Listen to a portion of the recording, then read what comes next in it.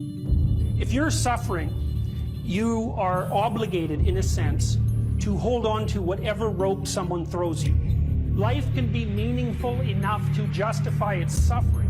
You can tyrannize yourself into doing things, but I wouldn't recommend it. What I would recommend instead is that you ask yourself what you're willing to do. It's a really effective technique. It's like a meditative technique. That's when life is worthwhile.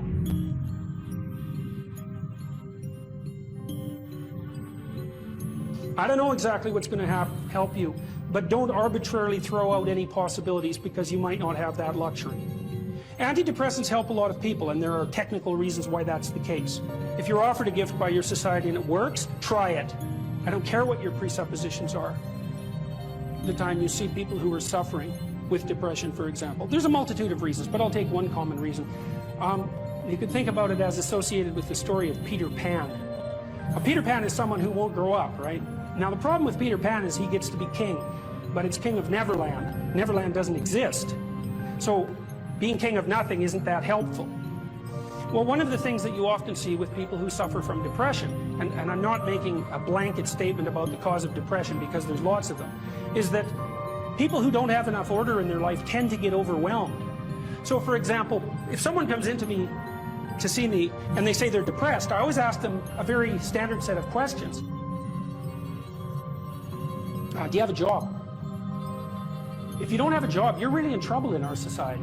First of all, your biological rhythms tend to go off the rails right away because there's no reason to go to bed at any particular time and there's no reason to get up. And for many people, if they don't get up at the same time, they foul up the functioning of their circadian rhythms, and that's enough to make them depressed right off the bat, especially if they start napping during the afternoon. They also don't have a purpose. People aren't good without a purpose, and this isn't hypothesizing. We absolutely understand the circuitry that underlies positive emotion. When you're attending to something you're interested in and you're engaged in it, that's when you're alive. That's when life is worthwhile. It's so worthwhile that in those moments you don't even ask the question about it.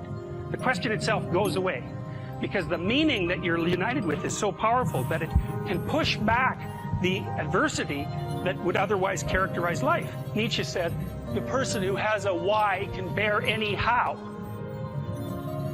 We know how it works. Almost all the positive emotion that any of you are likely to experience in your life will not be a consequence of attaining things. It will be a consequence of seeing that things are working as you proceed towards a goal you value.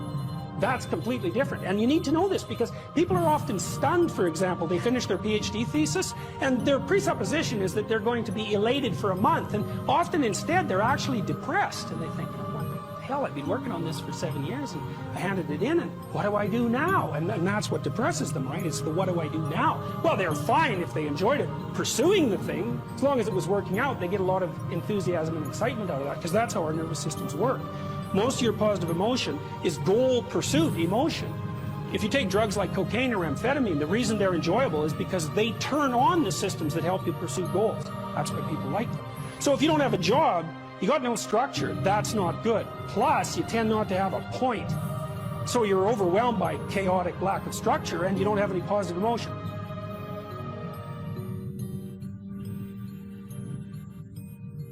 And you know, people are very, very, very, very tough.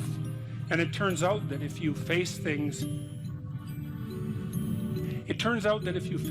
that you can put up with a lot more than you think you can put up with, and you can do it without becoming corrupted. And she did recover quite fully, and much as a consequence of her own machinations, because she figured out what was wrong with her and then took the necessary steps to fix it, which is nothing short of a bloody miracle as far as I'm concerned.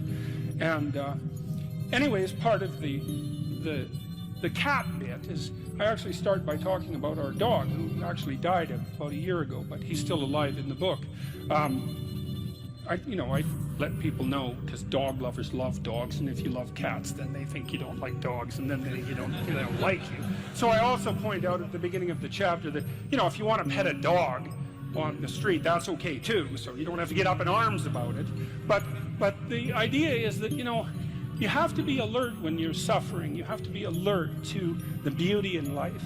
the unexpected beauty in life. And that's kind of what I was trying to get across with the idea of the cat. There's this cat that lives across the street from us called Ginger, and Ginger's a Siamese cat. And cats really aren't domesticated, technically speaking. They're still wild animals, but they kind of like people. God only knows why, but they do, you know. And so Ginger will come wandering over, and our dog looks at her, but they're friends, and she rolls over on his back, and Seiko used to, nose her a bit, and then she kind of mosey over and let you pet her if she was feeling like it that day. And you have to look for those that little bit of sparkling crystal in the darkness when things are bad. You have to look and see where things are still beautiful and where there's still something that's sustaining. And you narrow your time frame, and you be grateful for what you have, and that can get you through some very dark times, and maybe even successfully if you're lucky. But even if unsuccessfully, then maybe it's only tragic and not absolute hell. And you can do that, in the worst situation. You can make it only tragic and not hell. And there's a big gap between tragedy and hell. There's nothing worse at a deathbed than to see the people there fighting. The death is bad enough, but you can take that, as terrible as it is, and make it into something that's absolutely unbearable. And maybe I think, and this is sort of what I closed the book with, this idea is that if we didn't all attempt to make terrible things even worse than they are, then maybe we could tolerate the terrible things that we have to put up with in order to exist, and maybe we could make the world into a better place, and it's what we should be doing and what we could be doing, because we don't have anything better to do. And that's what the book is about, and that's the end of 12 Rules for Life. I don't have any aims, and then I say, well, pick the least objectionable of the aims and act it out for a while and see what happens, because sometimes your emotional systems are so fouled up that you have to pretend, you have to act the thing out before you can start to believe it. Life can be meaningful enough to justify its suffering. I thought, God, that's such a good idea. Because it's not optimistic exactly. Some people will tell you, well, you can be happy. It's like, those people are idiots. I'm telling you, they're idiots. There's going to be things that come along that flatten you so hard you won't believe it. And you're not happy then. And so if life is to be happy, well, in those situations, what are you doing? Why even live? But life isn't to be happy. If you're happy, you're bloody fortunate, and you should enjoy it. You should, because it's the grace of God, so to speak. People know when they're doing something meaningful. They can tell. So why the hell don't they do meaningful things all the time? It seems obvious. You could do it. I mean, it's hard, because other people want you to do other things, and it's a struggle, but everything's a struggle. Oh, I get it. I see why. It took me about 10 years to figure this out. People have a choice. Choice number one. Nothing you do means anything. Well, that's kind of a drag, right? It's meaninglessness of life and all that, existential angst.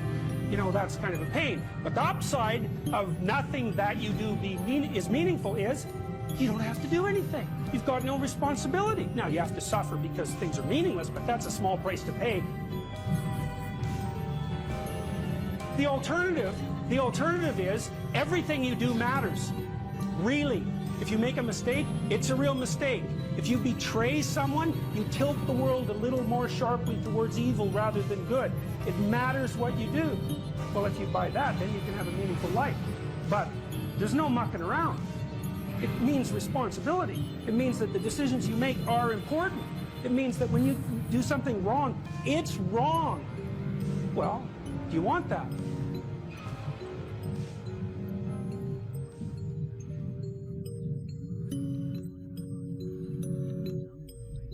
It's not an accident that the axiomatic Western individual is someone who was unfairly nailed to a cross and tortured. It's like, yes, right, exactly. So what do you do about that? Well, I thought about that for a long time too. It's like, well, you don't get together in a damn mob, because all that does is allow you to be as horrible as you could possibly imagine and suffer from none of the consequences. That's a bad idea. So how about we don't do that? Well, there's a deep idea in the West too. It's like, pick up your damn suffering and bear it and try to be a good person so you don't make it worse. Well, that's a truth, I read a lot about the terrible things that people have done to each other. You just cannot even imagine it. It's so awful. So you don't want to be someone like that. Now, do you have a reason to be? Yes. You have lots of reasons to be. God, there's reasons to be resentful about your existence. Everyone you know is going to die. You know, you too. And there's going to be a fair bit of pain along the way, and lots of it's going to be unfair. It's like, yeah, no wonder you're resentful. It's like, act it out and see what happens. You make everything you're complaining about infinitely worse. There's this idea that hell is a bottomless pit, and that's because no matter how bad it is, some stupid son of a bitch like you could figure out a way to make it a lot worse. So you think, well, what do you do about that? Well, you accept it. That's what life is like. It's suffering. That's what the religious people have always said. Life is suffering. Yes. Well, who wants to admit that? Well, just think about it. Well, so what do you do in the face of that suffering? Try to reduce it. Start with yourself. What good are you? Get yourself together, for Christ's sake, so that when your father dies, you're not whining away in a corner, and you can help plan the funeral, and you can stand up solidly so that people can rely on you. That's better. Don't be a damn victim. Of course you're a victim. Jesus. Obviously. Put yourself together. And then maybe if you put yourself together, you know how to do that. You know what's wrong with you, if you'll admit it. You know there's a few things you could, like, polish up a little bit, that you might even be able to manage in your insufficient present condition. And so you might shine yourself up a little bit, and then your eyes will be a little more open, then you can shine yourself up a little bit more, and then maybe you could bring your family together instead of having them be the hateful, spiteful, neurotic, infighting batch. So then you fix yourself up a little bit, kind of humbly, because, you know, God, you're a fixer-upper if there ever was one. And then you got to figure out, well, can you figure out how to make peace with your idiot brother? And probably not, because he's just as dumb as you, so how the hell are you going to manage that? And so then maybe you get somewhere that way, and your family's sort of functioning, and you find out, well, that kind of relieved a little bit of suffering, although it reduced the opportunities for spiteful revenge, and that's kind of a pain in the neck. And so then you get your family together a little bit, and you're a little clued in then, at least a bit, because you've done something difficult that's actually difficult. You're a little wiser, and so then maybe you could put a tentative finger out beyond the family and try to change some little thing without wrecking it. It's like, our society is complex, and we teach our students that they could just fix it. It's like, go fix a military helicopter and see how far you get with that. It's like, what are you going to do? You're like a chimp with a wrench. Whack! Oh, look, it's better. It's like, no, it's not better. Things are complicated, and to fix things is really hard. And you have to be like a golden tool to fix things, and you're not. So, and that's the other message of the West. It's like, how do you overcome the suffering of life? And I'm not saying it's only the message of the West. How do you overcome the suffering of life? Is be a better person. That's how you do it. Well, that's hard. It takes responsibility. And I think, you know, if you said to someone, you want to have a meaningful life? Everything you do matters. That's the definition of a meaningful life. But everything you do matters. You're going to have to carry that with you. Or do you want to just forget about the whole meaning thing, and then you don't have any responsibility, because who the hell cares? You can wander through life doing whatever you want, gratifying impulsive desires for how useful that's going to be, and you're stuck in meaninglessness, but you don't have any responsibility. Which one do you want? Well, ask yourself, which one are you pursuing? And you'll find very rapidly that it isn't the majority of your soul that's pursuing the whole meaning thing, because, well, look what you have to do that. You have to take on the fact that life is suffering. You have to put yourself together in the face of that. Well, that's hard. Christ, it's amazing people can even do it. I'm stunned every day when I go outside, and it isn't a riot with everything burning. Because really, God, you talk to people, it's like, I knew this guy, he'd been in a motorcycle accident, and it really ruined him, and he was like a linesman, you know, working on the power, and he was working with someone who had Parkinson's disease, and they had complementary inadequacies, and so two of them could do the job of one person, and so they're out there fixing power lines in the freezing cold, despite the fact that one was 3/4 wrecked with a motorcycle accident, and the other one has Parkinson's. It's like, that's how our civilization works. It's like there's all these ruined people out there. They've got problems like you can't believe. Off they go to work and do things they don't even like. And look, the lights are on. My God, it's unbelievable. It's a miracle. It's a miracle. And we're so ungrateful. College students, the postmodern types, they're so ungrateful. You know, they don't know that they're surrounded by just a bloody miracle. It's a miracle that all this stuff works. That all you crazy chimpanzees that don't know each other can sit in the same room for 2 hours sweltering away without tearing each other apart, because that's what chimps do. So,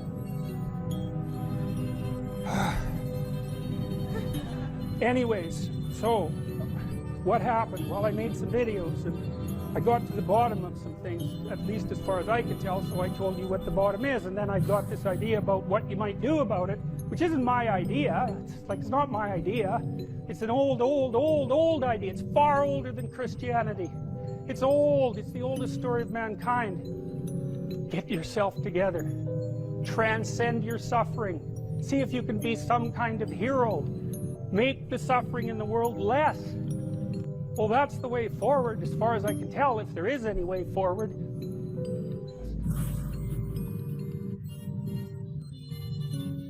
It's funny that philosopher Kierkegaard, you don't usually hear a joke that starts like that, by the way. He wrote 150 years ago, and he was one of the first people who really wrote about anxiety. He was one of the first psychological philosophers. And he regarded himself as rather useless, all things considered. And he wrote a section in one of his books about all the industrialists that were operating in Europe at that time, trying in every possible way to make life easier and easier and more efficient and productive for everyone, which was definitely happening during the Victorian period, and Europe was rapidly transforming into an industrial powerhouse. And he said, someone as useless as him, with an orientation towards being a student who liked to sit and contemplate ideas and talk in cafes and smoke cigars and drink, could never do anything to make anything easier for anyone, and everyone was already trying to make it. And so he thought that his task would be to make things more difficult for people, because there would come a time when what people wanted wasn't more ease but more challenge and more difficulty. And that's really smart, you know, and it's witty and it's true. And one of the things that I've come to understand, I believe, is that, and Dostoevsky knew this too, he wrote about this in Notes from Underground. It's a great book, very short book, brilliant, absolutely brilliant, compelling, dark read. It's the confession of a miserable, resentful, like murderously genocidal bureaucrat who evaluates his own soul, I suppose, and confesses his sins. And it's also a critique of the idea of of utopia oriented towards security. And Dostoevsky, who was dealing with the set of ideas that are really tearing us apart culturally right now, this idea of a eventual utopia based on something like security and safety. Dostoevsky really objected to that back in this, like 1860, a long time ago. He said, you know, the thing about people that you don't really understand is that, he said, fundamentally we're ungrateful and we can curse. That's what distinguished us from the animals, which I thought is pretty damn comical. But he said something very interesting, you know. He said, if you set up a utopia so that all people had to do was eat cakes and busy themselves with the continuation of the species, that, yeah, right, Russian humor, you know, that after a surfeit of that, after enough of that, which would happen quite quickly, people would just go mad just to break things, just so something unexpected and remarkable could happen, and that we're not built for security and safety, but for something, well, let's call it adventure, something like adventure. That's a good thing to know, you know, because you don't want to suffer unduly. That seems reasonable. And you might think, because of that, that really what you want is happiness. But then Solzhenitsyn, for example, he wrote about what happened in the Gulag Archipelago. under Stalin and said, you know, if your goal is happiness, what are you going to do when the jackboots hammer down your door at 2 in the morning and haul you off to the prison camp, because you're not going to be happy there. And so, you know, happiness is a boat that's easily capsized, and the waves are always there. And so if your philosophy is one of, say, impulsive happiness, same sort of thing Dostoevsky was pointing at, and Kierkegaard, then you're not prepared when all hell breaks loose. And all hell, it will absolutely 100% break through at some point in your life. And you're lucky if it won't be decades. You know, it'll certainly be some of it, and it might be a lot of it. And for some of you, it's going to be damn near the whole thing. And so if what floats your boat is happiness, you're going to be capsized by the first decent wave. And so then you might ask yourself, you know, what do you have instead of happiness that might be even more reliable? And I do think that adventure is more reliable than happiness. And in the Old Testament story of Abraham, founder of the Abrahamic faiths, and obviously what would you call it, a crucial figure in the development of world culture, Abraham is presented as a late bloomer, to say the least. He's like 83. People lived longer back then, at least so the story goes. And he had a very rich father by nomadic standards, and he could just sit around in the tent all day. And, you know, a doting mother and a rich father, he could just sit around in the tent all day and eat peeled grapes and busy himself with the continuation of the species. And but, you know, God appears to him and says, get away, get out of your security, get out of your comfort, leave your family, leave your community, leave your nation, go out into the world. And it's very interesting. It's a very interesting story. It's very interesting to contemplate it from both a psychological and a religious perspective, because what God is presented as in that book, which is a crucial book for as I said, for world culture, is God is presented as the manifestation of the Spirit that calls even the too secure and pampered to adventure. And then Abraham has a pretty rough time when he goes out and has his adventure. It's not all, you know, Skittles and roses from then on in. Quite the contrary. And he runs right away into like a conspiracy of elites to steal his wife. He runs into tyranny, runs into starvation.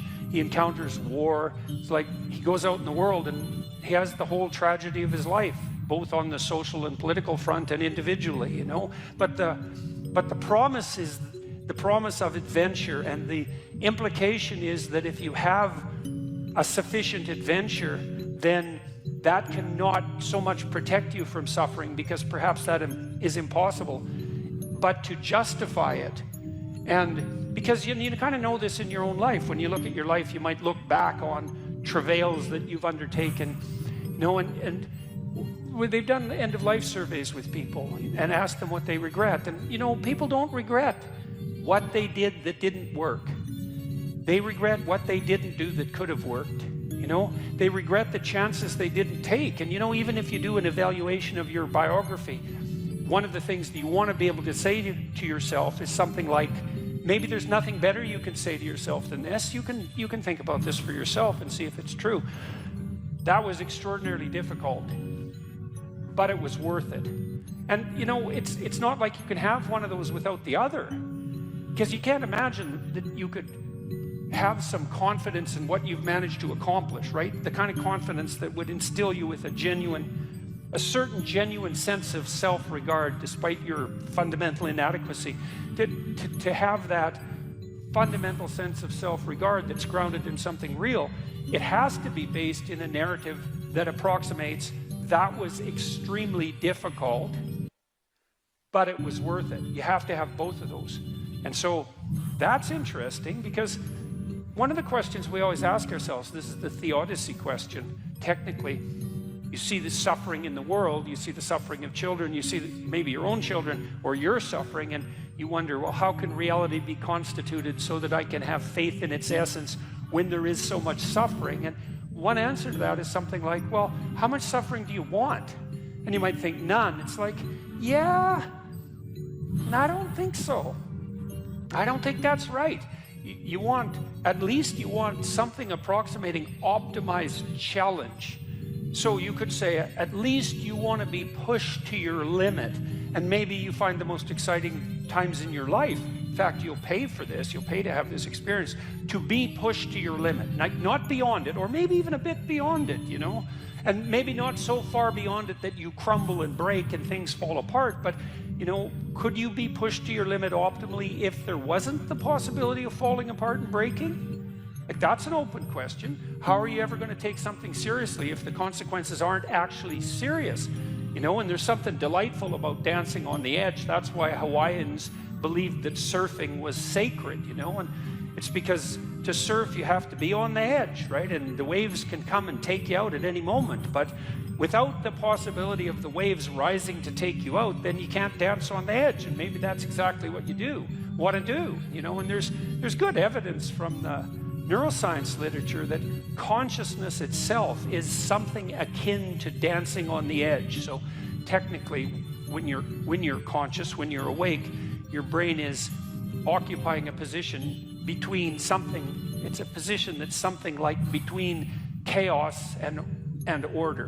And if your brain's maximally ordered, well, you're just bored, nothing is changing. And if you're chaotic, then it's anxiety and catastrophe. But you want to be positioned right between those two, and that's when your consciousness is optimized, you know. And when your consciousness is optimized, then you're deeply engaged in life, and everything seems alive and meaningful. And maybe that's the solution in some profound sense to the problem of suffering. It's that you optimize your interaction with chaos rather than being protected all the time from everything that could hurt you. And you kind of know this too if you have kids, because you don't want to keep your kids in an infantile state, and because when they're infants, pretty much what you do with them, say they're 6 months and younger, is you just keep them secure and safe, right? You just provide everything that you can for them. You have to do that because, well, what are they going to do? They just lay there fundamentally and squawk now and then. I mean, it's not like they're ambulatory. They can't go out and do things for themselves, and so it's up to you, and your goal is to keep them secure and safe. But once they start being able to move around, then increasingly it's sort of up to them. And if you have any sense as a parent, the psychoanalysts used to say, the good mother necessarily fails. And what did they mean by that? They meant, well, you know, if you're committed to your infant when you're a mother for the first 6 months, it's like it's all the kid, 100%, full self-sacrifice devoted towards the infant. That's the right attitude. But even by 9 months, child can crawl around quite a lot. They're developing something of an independent will. You start handing them challenges. You start handing them responsibility, and you keep them on the edge. And some of your kids are going to be able to be pushed harder than others, and part of the reason you have to develop a relationship with your kids, and your husband for that matter, is so that, you know, you can keep them dancing on the edge, on the proper edge. And that's even better than the mere provision of security.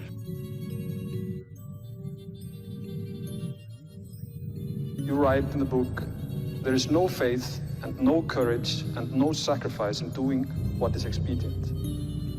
What do you say to those viewers that don't pursue their dreams and are locked in their careers because they are too afraid to take risks and pursue something meaningful? Well, the first thing I would say is, well, you should be afraid of taking risks and pursuing something meaningful. But you should be more afraid of staying where you are if it's making you miserable. You're paying a price by sitting there being miserable. You might say, well, the devil I know is better than the one I don't. It's like, don't be so sure of that. The clock is ticking. Yeah. And if you're miserable in your job now and you change nothing, in 5 years, you'll be much more miserable and you'll be a lot older. But isn't it a luxury to pursue what is meaningful? Our viewers have mortgages, they have children, Yeah. they have payments and loans. It's a luxury to pursue because we lack the resources. Well, I don't remember now, I'm not talking about what makes you happy. It's a luxury to pursue what makes you happy. It's a moral obligation to pursue what you find meaningful. And that doesn't mean it's easy. It might require sacrifice. If you need to change your job too, let's say you have a family and children and a mortgage, you have responsibilities. You've already picked up those responsibilities. You don't just get to walk away scot-free and say, well, I don't like my job, I quit. That's no strategy. But what you might have to do is you think, well, this job is killing my soul. All right, so what do I have to do about that? Well, I have to look for another job. well, no one wants to hire me. It's like, okay, maybe you need to educate yourself more. Maybe you need to update your curriculum vitae, your resume. Maybe you need to overcome your fear of being interviewed. Maybe you need to sharpen your social skills. Like, you have to think about these things strategically. If you're going to switch careers, you have to do it like an intelligent, responsible person. That might take you a couple of years of effort to do properly.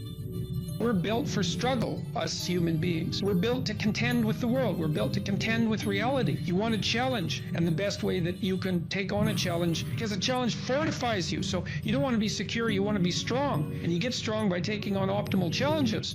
And so you lay out your destiny in the world, and you take the slings and arrows of fate, and you make yourself stronger while you're doing so. And you might fail, and fortune might do you in, but it's your best bet. And you know, people that have extracted unbelievable successes out of catastrophic failures. And I'm not saying that in a naive way. I know perfectly well what happens to people. You know, you're doing fine in life, and then you get cancer, and then 6 months later you're dead. And all the heroism in the world isn't going to save you at that point. But that's not the point. That's not the point. Life is bounded by mortality. But that doesn't mean that you don't get out there and contend. And you develop by contending, and you minimize the net amount of suffering in the world. And that's something, man. That's something to do.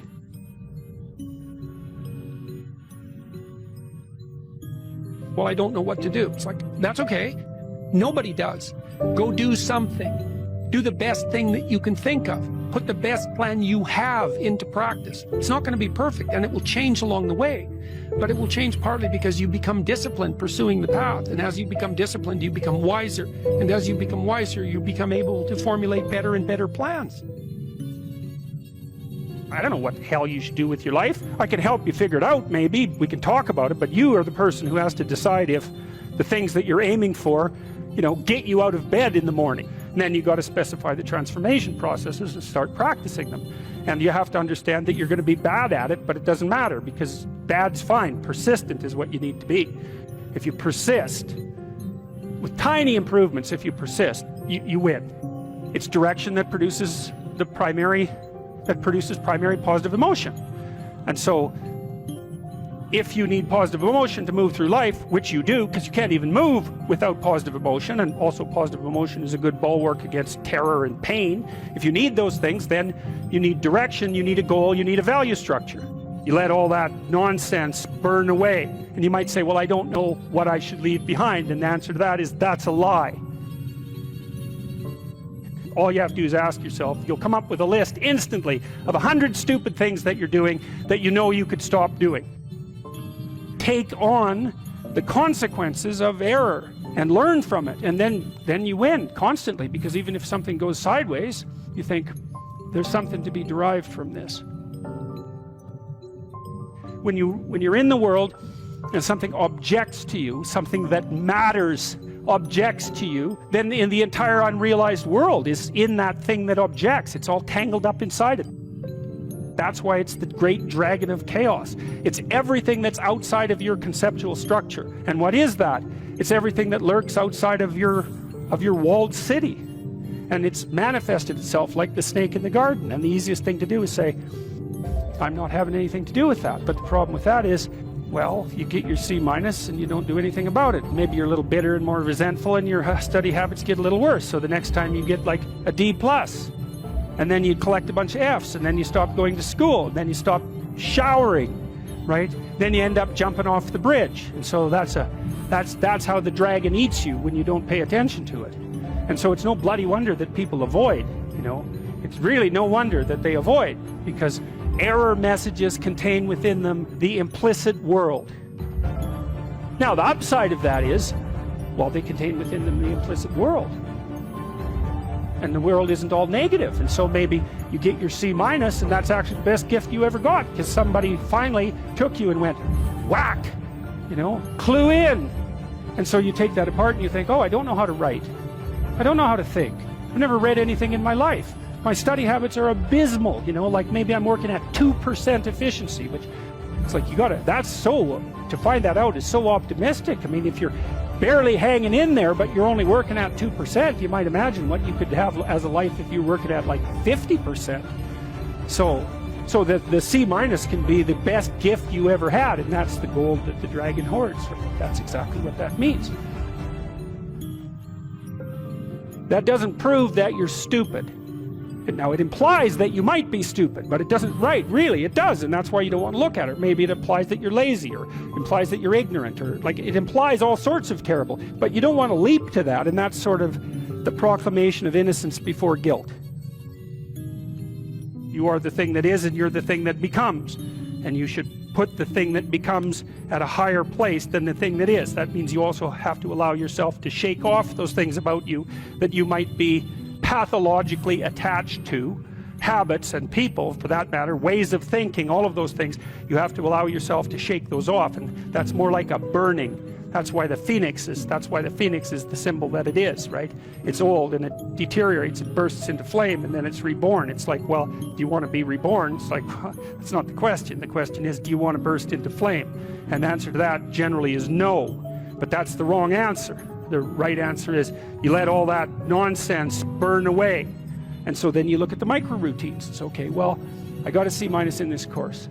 Maybe I should study for that course 15 minutes more a day for the next 3 months. And then you ask yourself, do you think you could do that? No, I'm too useless. Okay, how about 15 minutes every second day? You think you could do that? You put it in your schedule, like 15 minutes every second day in the morning.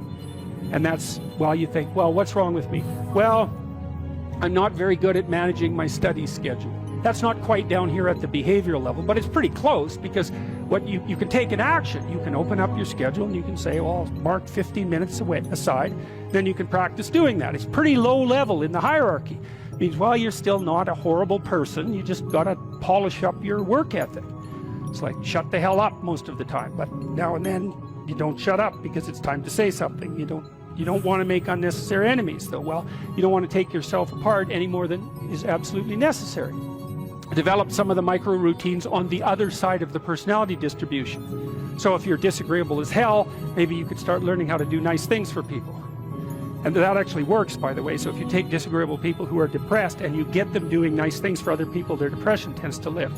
But then by the same token, if you're agreeable, then you should practice doing some things for yourself and being more tough-minded in your negotiation. You know, you're extroverted. It's like, okay, man, learn to spend some time with yourself, right? You're low in openness. Well, try reading a book that's outside of your, your sphere of interest now and then. If you're conscientious, well, you should probably learn how to relax occasionally, and so forth. So you can, I think partly what you're doing as you're developing your personality is not moving the mean much, the average, where you're located, but you're extending the standard deviation so that you're a bigger bag of tricks than you were before. Life has got its rat's nest of miseries, and that's for sure. And maybe you could even make a categorical statement that life is mostly a rat's nest of misery. And you could make a pretty powerful argument for that. But then there's a counter question, which is, well, what if you tried not to make it any more miserable than it had to be, right? Then what would it be like? I would suspect that most of that misery would go away, because it's the unnecessary misery that really brings you down. It's like, well, if someone has cancer, it's like, that sucks. But it's not like you can say, if only we had done this differently, then that wouldn't have happened. But when someone's out like torturing you in a malevolent way, or maybe you're doing the same, you can always ask yourself, well, is this really necessary? Is this just like a useless add-on to the miseries of life? That's what disheartens people. And so even in your own life, if you aren't suffering from self-imposed misery, and you're only suffering from inescapable misery, maybe you could handle that, and even maybe without becoming irredeemably corrupt. So the goal would be, well, yeah, life is a rat's nest of miseries, and maybe it has no ultimate meaning. We could say that if we're feeling particularly pessimistic, but it still leaves one question open, which is, if you didn't do everything you could to make it worse, how good could you make it be? And the least answer is, well, it could be tragedy, but maybe not hell.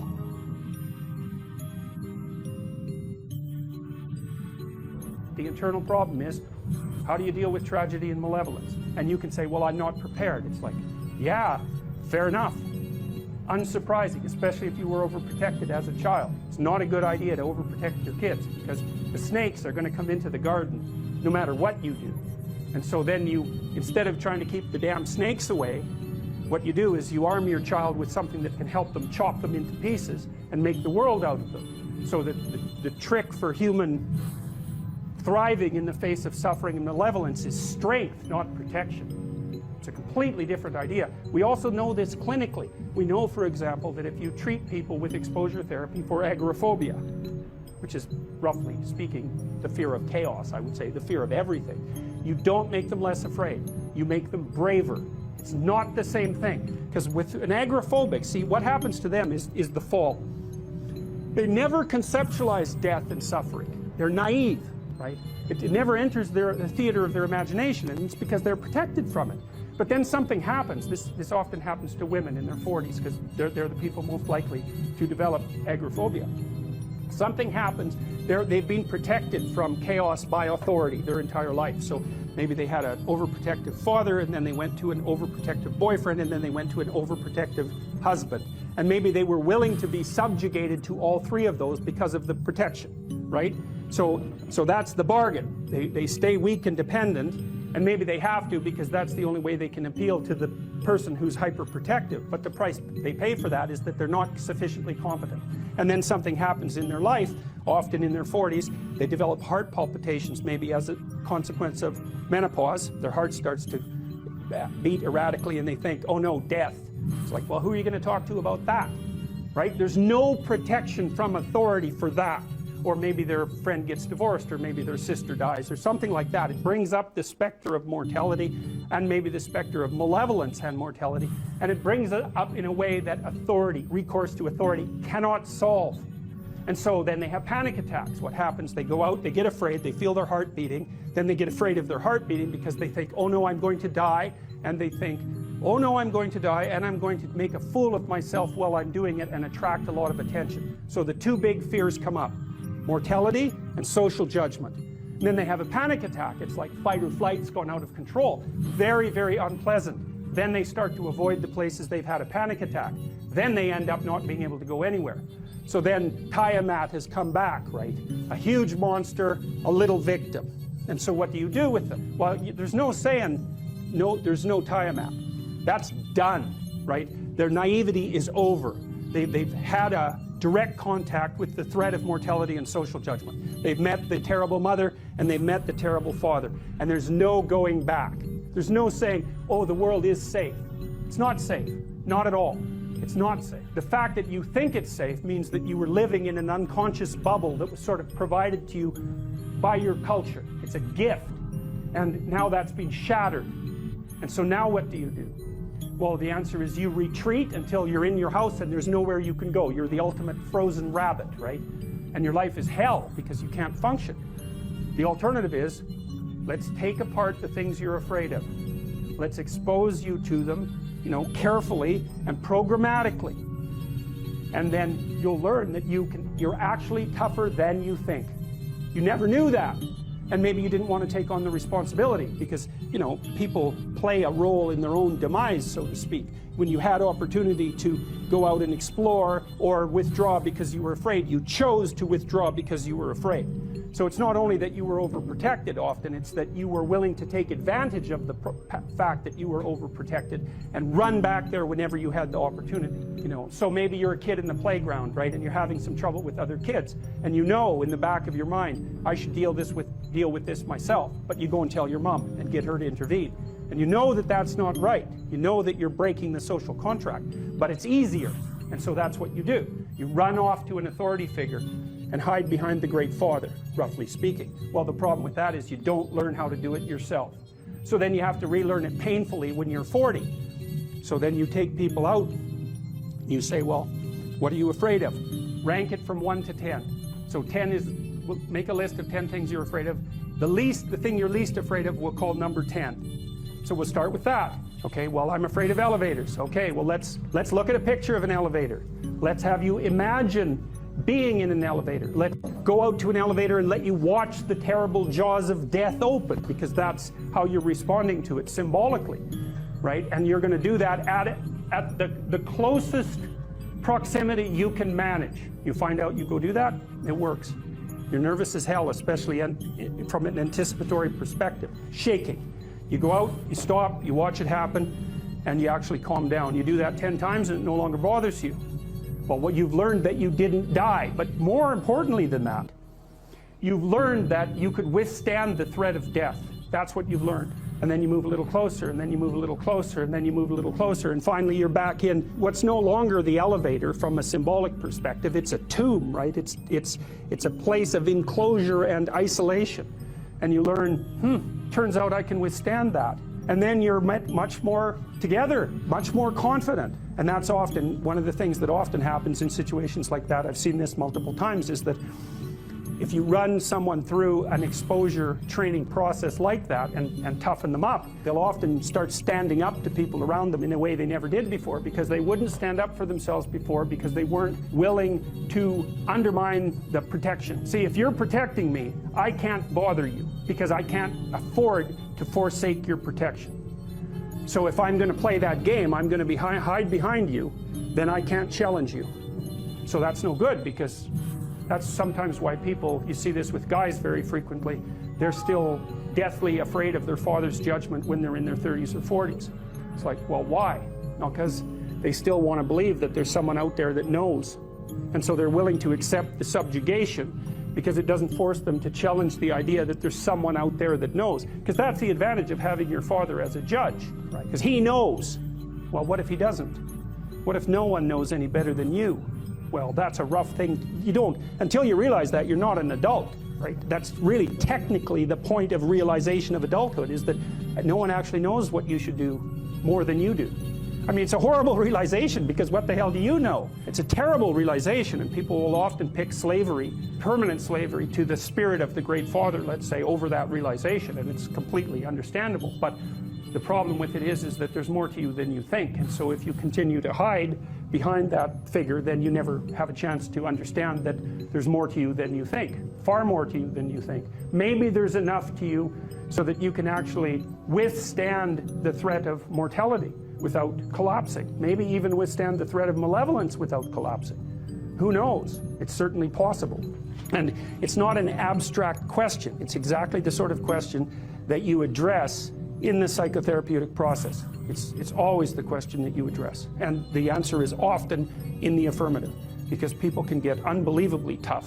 And you know that because people work in emergency wards in hospitals, right? Or they work in palliative care wards, or they work as mortuary assistants. I mean, these people have bloody rough jobs, you know, or they're on the front line of police investigation into, you know, heinous child abuse crimes, and so they're confronting malevolence on a regular basis. And, you know, those are very stressful jobs, but people do them.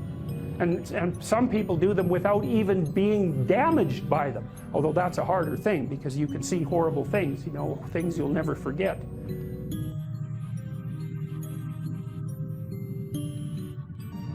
If you're resentful about something, well, first of all, you should notice, I'm resentful. And that's kind of humiliating, because no one's proud of being resentful. It's a shameful emotion. Well, so then why are you resentful? Well, there's only two reasons as far as I've been able to tell. One is that you're allowing yourself to be taken advantage of, or you're being taken advantage of. Sometimes you're not allowing yourself. Sometimes you're a child being abused by their uncle. You're not allowing yourself. You can't do anything about it. You're resentful because you're being taken advantage of, or because you're immature. It's one of those two things. Figure out which it is, and then take the steps necessary to address it. Living a life without resentment is a great goal. People are often resentful if they see that responsibility has been abdicated. Why isn't that person doing their job? It's like, well, hey man, step in at your workplace, in your family. You know, and you think, well, I shouldn't have to do that extra work. Well, you shouldn't be a slave. You shouldn't allow yourself to be tyrannized. But if something bugs you because a responsibility is going unfulfilled, there's a great opportunity for you. And this is something I don't think we teach young people well. And one of the things, you may remember this, that was so striking about the tour was that I made a case fairly consistently that most people find the meaning that sustains them through the vicissitudes of life, not in happiness, but in responsibility. And that would bring everyone to a halt. It would always make the whole theater silent. It's like, oh, I never thought of that connection. Because maybe you want to avoid responsibility, and you can understand why. You can understand why. You hide from it. That is what you encounter if you go out in the world and you think, who the hell wants that? I don't want the responsibility. It's like, well, yes, you do, as it turns out. There's nothing better than responsibility. Now, you know, I say that with some caution. I think that it's hard to say. The responsibility, I've been overwhelmed by my apparent responsibility, but I think it's also kept me alive, and I mean that literally. And so...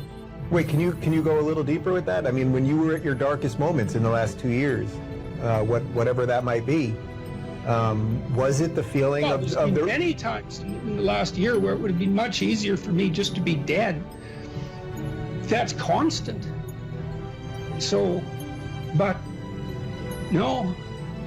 But is it but no because of something in you, or is it but no because of the people that you would have abdicated that responsibility of the people, or is that ultimately the same thing? It. Yeah.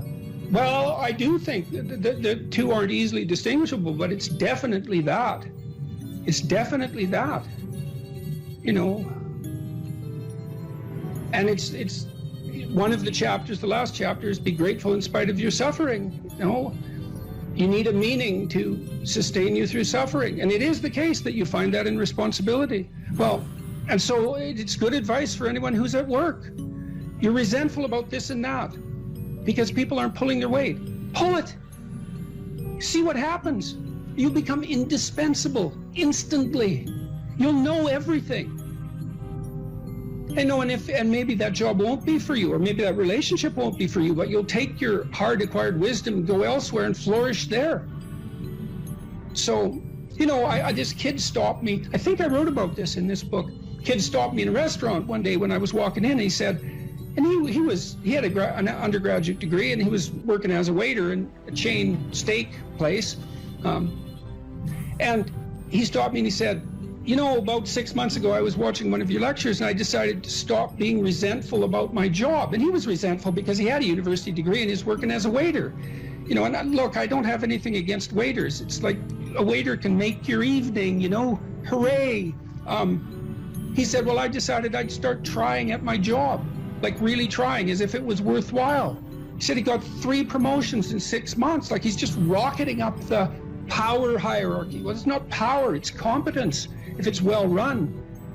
You know, and places are full of opportunity. There's always people out there who are doing far better than you on pretty much anything you want to imagine. And if all you're doing is seeing yourself in their reflected light, let's say, then it's going to be pretty damn dismal. But it's not a good comparison because, well, first of all, there's danger in just comparing yourself to others, period, because they're not you. And God only knows what struggles they had to undertake to get to where they were, or what burdens they're currently carrying that you're not aware of. But you can certainly contrast yourself with yourself. And that's a lot better. It is the only way. Well, it's also the only way of really measuring anything approximating proper improvement. You can actually tell when you're a little better than you were yesterday. Right. And you can actually do that. That's another thing that's so interesting about it, is that you can actually make yourself a little better in some way, pretty much, well, I don't know if it's at every moment, but you can certainly do it every day. Let's say you want to become who you could be in the fullest sense.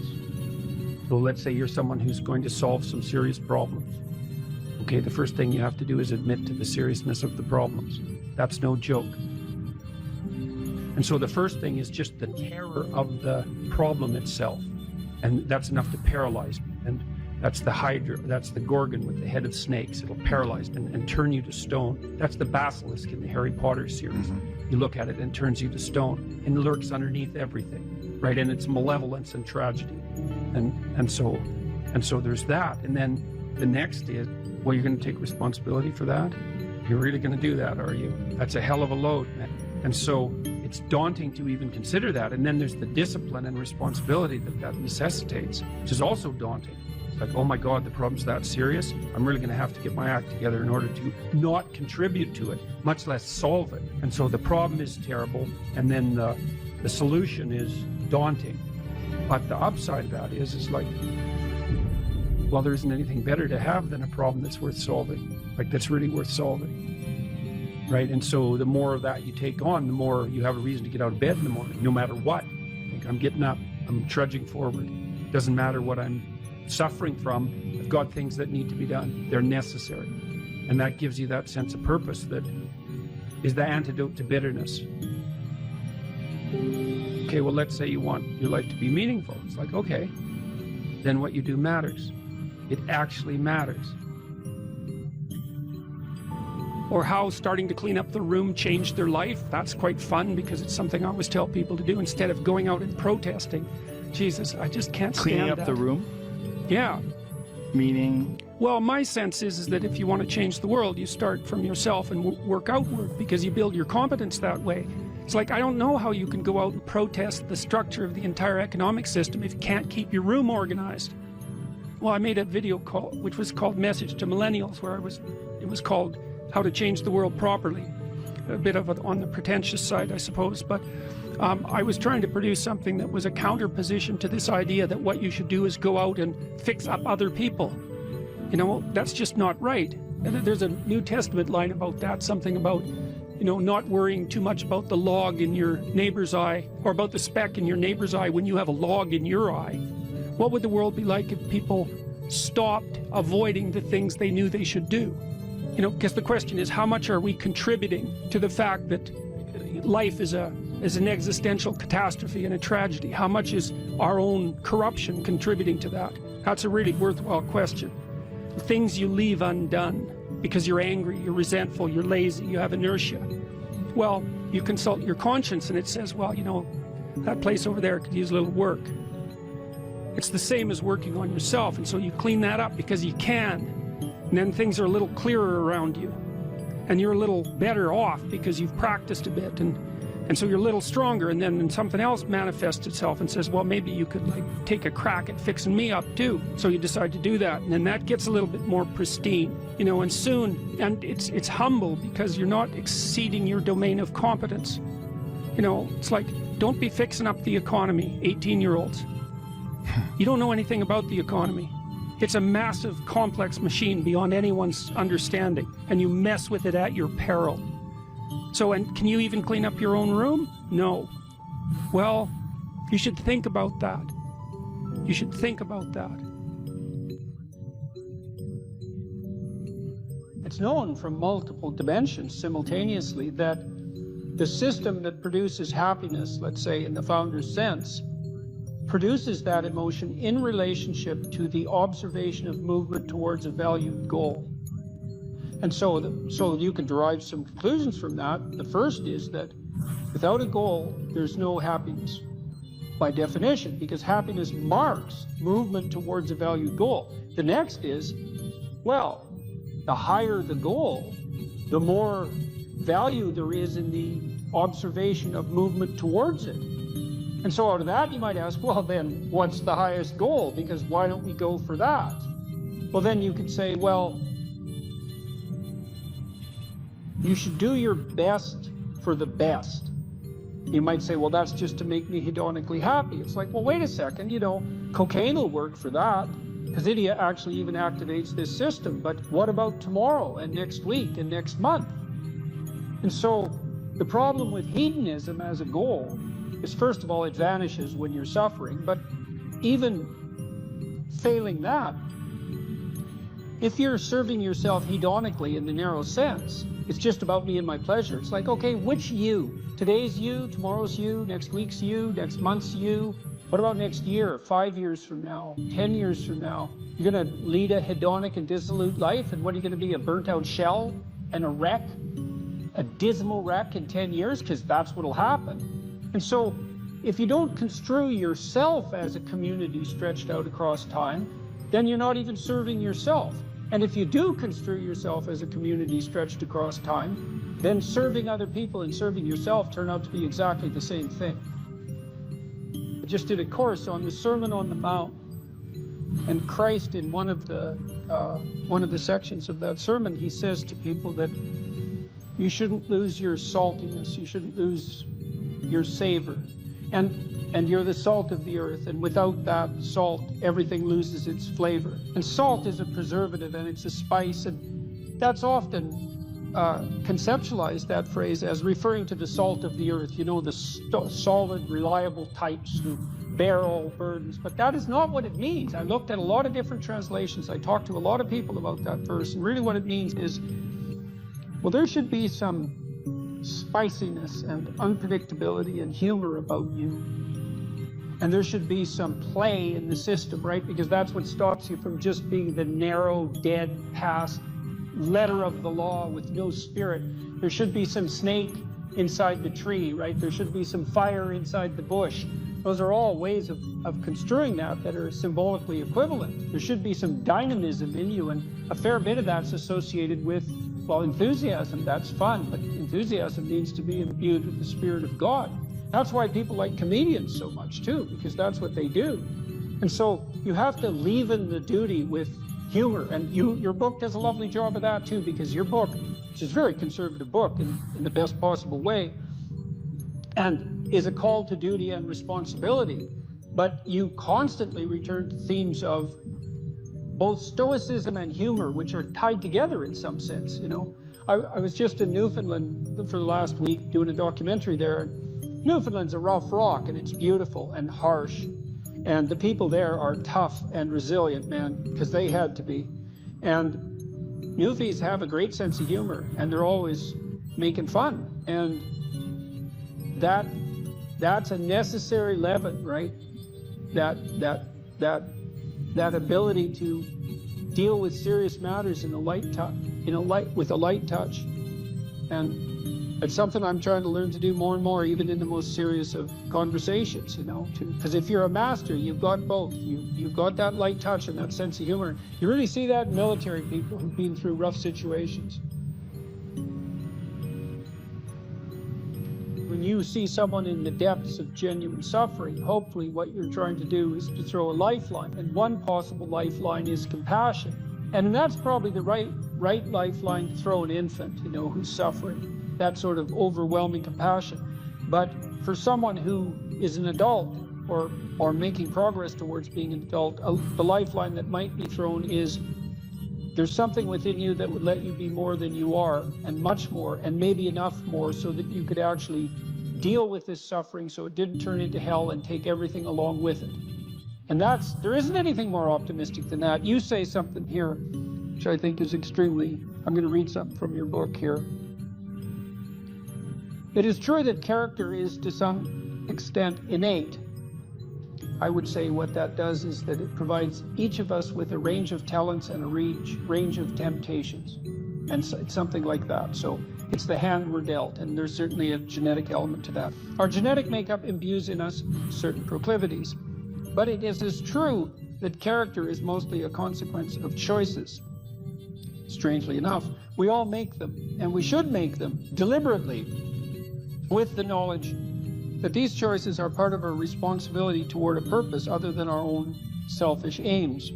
That responsibility is to your family, friends, community, and country. That's something that conservatives put forward as a pathway to virtue, you know. And what's so interesting about that, as far as I'm concerned, as an antidote to atomistic liberalism, let's say, that hyper-privileges the individual, is that it's definitely been my observation as a clinical psychologist that in the depths of misery, the capability that you have to be of service to other people, your family, your friends, your community, your country, that's actually a saving grace under such circumstances. You know, and that people really find a deep and abiding meaning in that service. So it's not just finger wagging and the pointing towards duty. It's like, no, you don't understand that if you're in desperate straits, if your life is falling apart, if you're nihilistic and miserable, and maybe you have your bloody reasons, because maybe you do, that's still the case that if you step outside yourself and you try to make the lives of other people better, that's the best possible thing that you can do for yourself.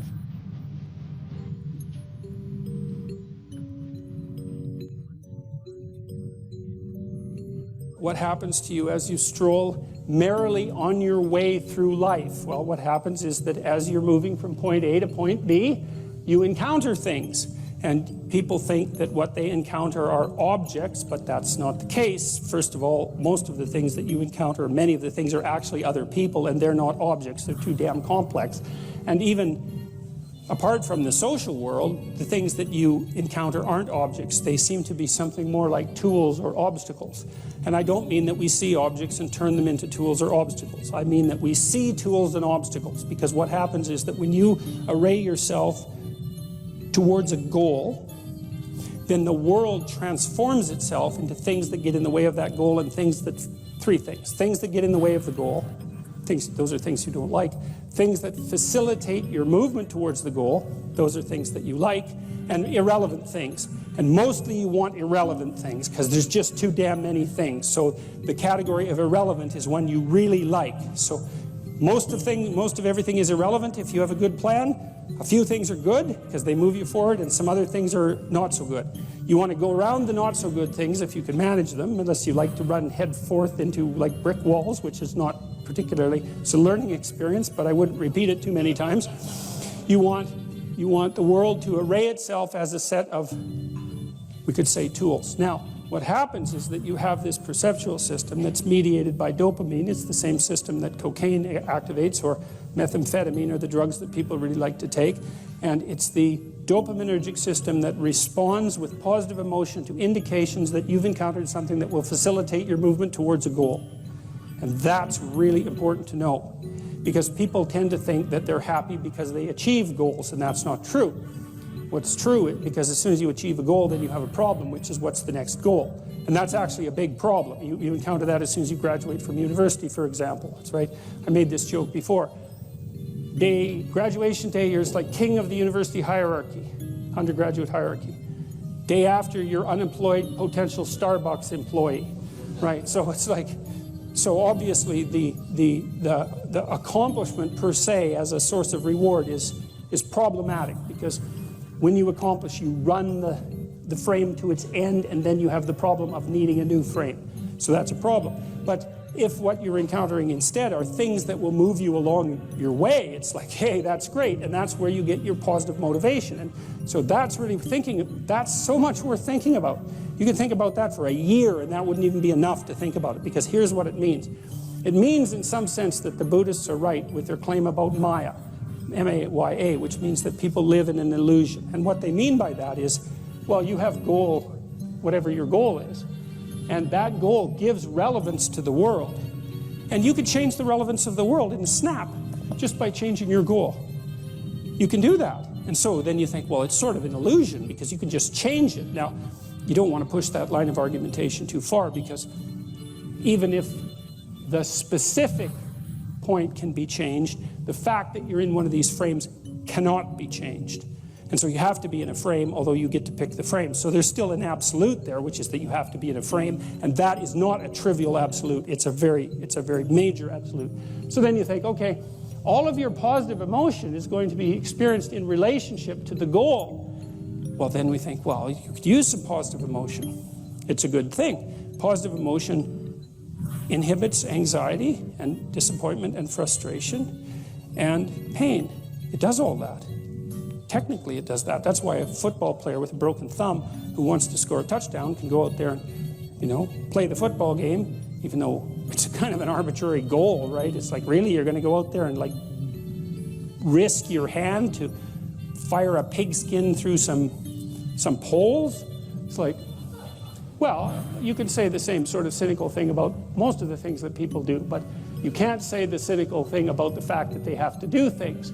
So you have a point, you have your aim, you have your ambition, and then that's what turns the world into a potentially positive place. And here's the kicker. This is so cool. The higher the aim, the more the positive emotion. So that's you think, well, why should I bother? Why should I bother doing something lofty and difficult? It's like, because it's worth it. That's why. Because the alternative is stupid suffering. Because because what happens is, like, you don't need a framework in order to suffer. You can just lay there day after day and suffer, right? That's easy. So that's the default condition. If you don't have a lofty ambition, then you suffer miserably. And the reason for that is life is really complex, short, finite, full of suffering, and beyond you. And so you can just lay there and think about that, and it's horrible. And so that's not helpful. It's just not useful. And so, you know, people often say life is meaningless. It's like, no, it's not. That's wrong. Because if it was meaningless, that'd be easy. You could just sit there and do nothing, and it wouldn't matter, right? It'd be like you were like a lobotomized sheep.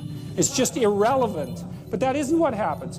When people say that life has no meaning, that isn't what they mean. What they mean is, I'm suffering stupidly and intensely, and I don't know what to do about it. Well, the suffering is meaningful. It's just not the kind of meaning you want. So how do you get out of that? You adopt, you note the baseline of suffering, which is very, very, very, very high. And then you say to yourself, okay, I need to do something that justifies that. And that's not so easy, because the baseline for suffering is high. If you're going to make something of yourself, let's say, so that it's worthwhile to exist in the world, then you have to aim at something that's so well structured that you can say, yeah, earthquakes, cancer, death of my family, dissolution of my goals, ultimate futility of life, and the heat death of the universe. Hey, it doesn't matter, it's worth it. So, you know, one way of conceptualizing yourself is that you're one speck of dust among 7 billion. And when you conceptualize yourself that way, you might think, well, what difference does it make what I say or do? And that's actually quite convenient for you, because if it doesn't matter what you say or do, then you don't have any responsibility and you can do whatever you want. The price you pay for that is a bit of nihilism, but if you don't have to shoulder any responsibility, that's a small price to pay. That's the underground motivation for nihilism. But the other way of looking at it, and this is actually the accurate way of looking at it, is that you're in a network. You're a node in a network, and so you can do a little bit of arithmetic very rapidly and just figure out how powerful you are. You know 1,000 people. You're going to know more than that over the course of your life, but let's say 1,000 for the sake of argument for now. They know 1,000 people. That means that you're one person away from 1 million people and 2 persons away from 1 billion people. And you're the center of that network. And now the way networks work is that information propagates in a network manner. So don't underestimate the power of your speech. Now, you know, Western culture is phallogocentric. Let's say it. Okay, so we'll say, yeah, that's just fine. That's exactly what it is. It's predicated on the idea of the logos, that the logos is the sacred element of Western culture. And what does that mean? It means that your capacity for speech is divine. It's the thing that generates order from chaos, and then sometimes turns pathological order into chaos when it has to. Don't underestimate the power of truth. There's nothing more powerful. Now, in order to speak what you might regard as the truth, you have to let go of the outcome. You have to think, all right, I'm going to say what I think, stupid as I am, biased as I am, ignorant as I am. I'm going to state what I think as clearly as I can, and I'm going to live with the consequences no matter what they are. Now, the reason you think that's an element of faith. The idea is that nothing brings a better world into being than the stated truth. Now, you might have to pay a price for that, but that's fine. You're going to pay a price for every bloody thing you do and everything you don't do. You don't get to choose to not pay a price. You get to choose which poison you're going to take. That's it. So if you're going to stand up for something, stand up for your truth. It'll shape you, because people will respond and object and tell you why you're a fool and a biased moron and why you're ignorant. And then if you listen to them, you'll be just that much less like that the next time you say something. And if you do that for 5 years, you'll be so damn tough and articulate and able to communicate and withstand pressure that you won't even recognize yourself. And then you'll be a force to contend with. And you don't get to wait until, because I get letters like Sad gets all the time too, from faculty members in particular, and they say, well, you know, when I get tenure, it's like, then they think, well, when I'm an associate professor, and then they think, well, when I'm a full professor. It's like, if you're a professor already, you're like the most protected person in the history of the planet, you know, and you need, well, okay, but one of the things that indicates is that it's almost impossible to provide people with enough protection so that they feel safe to speak. Okay, so we'll address that directly. It is not safe to speak, and it never will be. But the thing you got to keep in mind is that it's even less safe not to speak. right? It's a balance of risks. It's like you want to pay the price for being who you are and stating your mode of being in the world, or do you want to pay the price for being a bloody serf, one that's enslaved him or herself? Well, that's a major price, man. That thing unfolds over decades, and you'll just be a miserable worm at the end of about 20 years of that, right? No self-respect, no power, no ability to voice your opinions, nothing left but resentment because everyone's against you, because of course you've never stood up for yourself. It's like, say what you think carefully, pay attention to your words. The price is, it's a price you want to pay if you are willing to believe that truth is the cornerstone of society. And in the most real sense, if you're willing to take that leap, then tell the truth and see what happens. And nothing better could possibly happen to you. There'll be ups and downs, and there'll be pushback, and there'll be controversy and all of that, but it doesn't matter. The truth is what makes the world, the truth is what redeems the world from hell, and that's the truth. And we saw plenty of hell over the last 100 years, you know, and we haven't learned a bloody thing from it.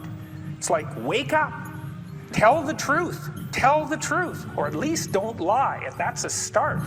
And you got to understand that's a risk. But I have one more brief thing to say about that.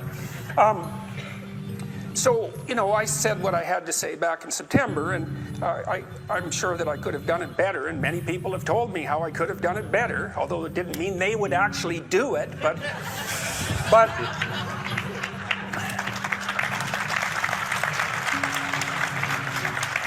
and you know, my job was at risk, serious risk, for about 2 months, and it destabilized my family, who've been very brave about this, so like, thumbs up to them, man.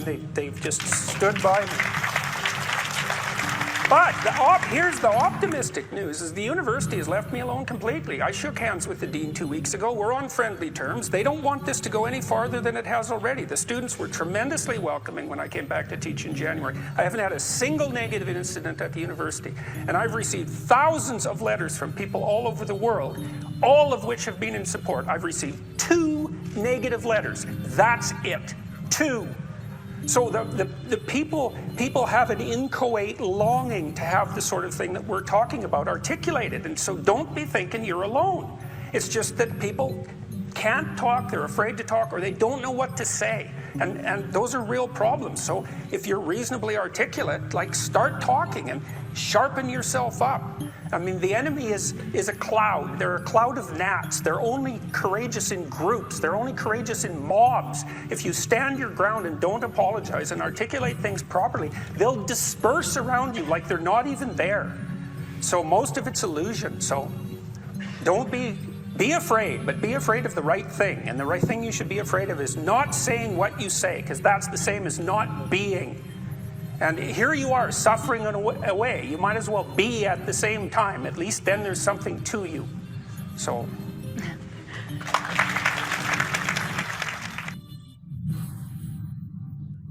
You have to be tough as a damn boot to be good, because you have to stand your ground when you need to stand your ground, and you have to be able to say no when it's time to say no, and you have to mean it.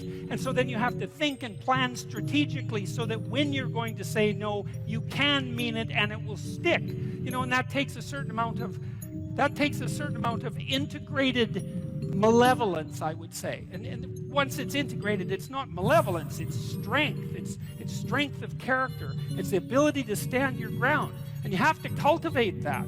And you cultivate that, at least in part, by telling the truth. And so you take your place in the world as a decent person and as a decent citizen, and you play the hierarchical game properly. And that is to stand up straight with your shoulders back. It's like the world's an onslaught. You've got the tyranny of culture to deal with. You've got the catastrophe of nature. You've got your own damn malevolence and ignorance, right? All coming at you. Plus the incredible, complicated, indeterminate potential of the future. That's all coming at you, and it's all your responsibility. And you can cringe away from it and be afraid of it and be victimized by it and be bitter and cynical about it. And no wonder, because it can be painful. Or you can turn around and you can say, man, bring it on, because there's more to me than there is to the catastrophe. And this is what I discovered from looking at what I looked at. I looked at the darkest things I could look at, really, for 30 years. I was really a lot of fun to be around, I can tell you. I looked at the darkest things that I could think of, right? Not only what happened in Auschwitz and what happened in the Gulag, but personal issues. You know, it's like I wasn't so much interested in the totalitarians as a group. I was interested in the people who undertook the terrible acts that the totalitarians required. You know, the people who, I was just rereading Ordinary Men, and it was a story about a police battalion in Poland that trained ordinary policemen to take naked pregnant women out into the fields and shoot them in the back of the head. It takes a lot of training, by the way, before you can bring yourself to do that. And you aren't the same person by the end of it. It's pretty goddamn horrific. You know, and I was trying to figure out what would it be like to be that person? Because we are that person. And then what would it be like to not be that person, right? To refuse to do that, to not participate in that. You know, and what I discovered by making that totalitarian proclivity personal was that there's more to us than there is to the horror. As nature is bent on our destruction, bad as culture is, tyrannical and bloody back as far as you can look, as malevolent as you are in the darkest part of your heart, and that's plenty malevolent. The possibility that's within you that can well up, the courage and the truth and the ability and the skill and the willingness to set things right, if you are willing to set them right, is more powerful than all of that. And so it's so interesting. It was proof for me of an old saying I read from Carl Jung. It's an alchemical motif, in sterquilinus inventur, which is what you most want to be found will be found where you least want to look, essentially. And it's so interesting because it means that if you're willing to turn around and to stand up straight and face the darkness, like fully, what you discover at the darkest part is the brightest light.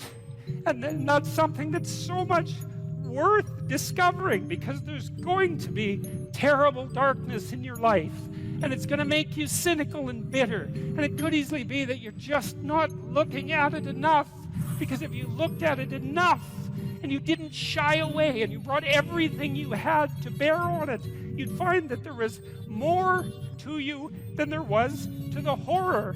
You know, I watched my father-in-law. I'll end with this.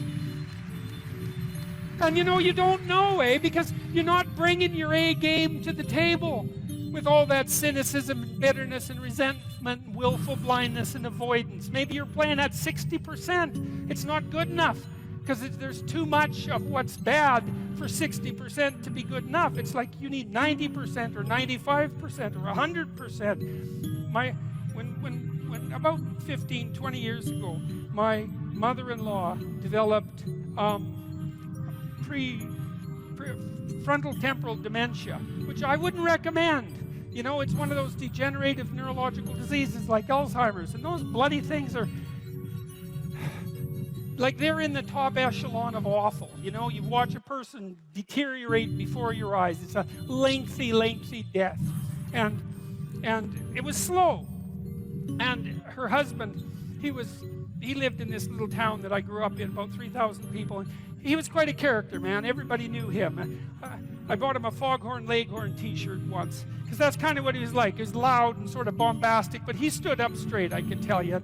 And he played the fool a little bit, mostly for the amusement of people, but he was no damn fool. And I always admired him and liked him, and the feeling was mutual, thank God, since I married his daughter. And, you know, he drank a lot with his crazy friends up in northern Alberta, and he wasn't at home a lot because he was working a lot, and you know, he was kind of a party animal about town, but a good businessman and a good man. And then his wife got sick, and they moved to another town, and you know, he took care of her for like 15 years.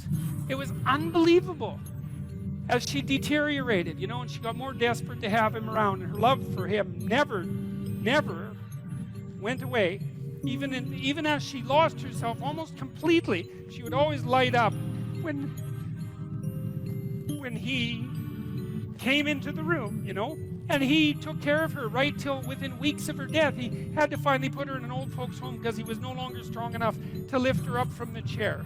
And we interacted with him a lot, you know, because we were trying to help him figure out how to cope. And we had signs put up in the house, electronic signs that would tell her when he was leaving, so that she would know where he went. And we had recordings in the bathroom so that she knew what to do when she went into the bathroom. And we tried to do everything we could to not make this absolutely bloody, atrocious experience complete hell.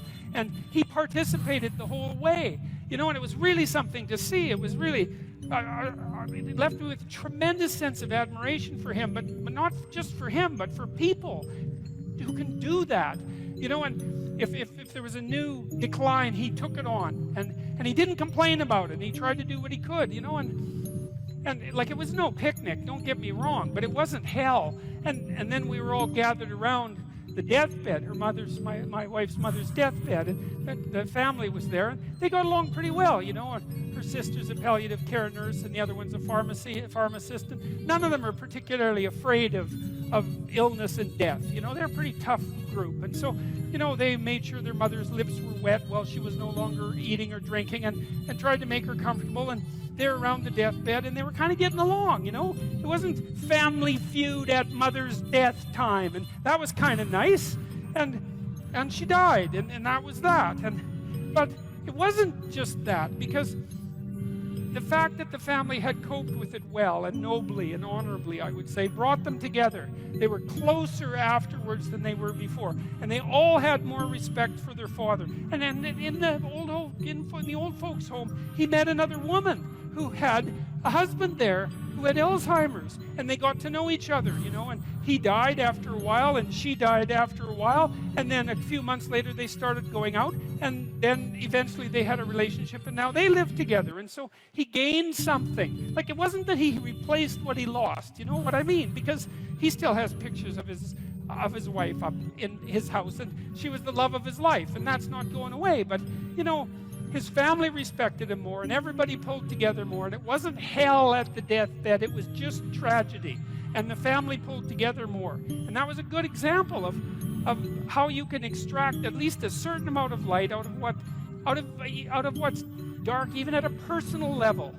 And it's worth asking yourself. It's like, drop what you're doing that's foolish, that you know is foolish, and pick an aim that's worthwhile, you know, to make things better for yourself, like you're worth taking care of, like you're worth something, you know, and to surround yourself with people who believe the same, and who are rejoicing in your accomplishments and unhappy when you fail, right? And you're comparing yourself to your accomplishments of yesterday and not to someone else's today, so that you're not jealous and bitter. And you put your own house in order so that you're not cursing the world when some of its disarray might be your fault. And you're trying to pursue something meaningful, and you're doing your best to tell the truth, and all of that.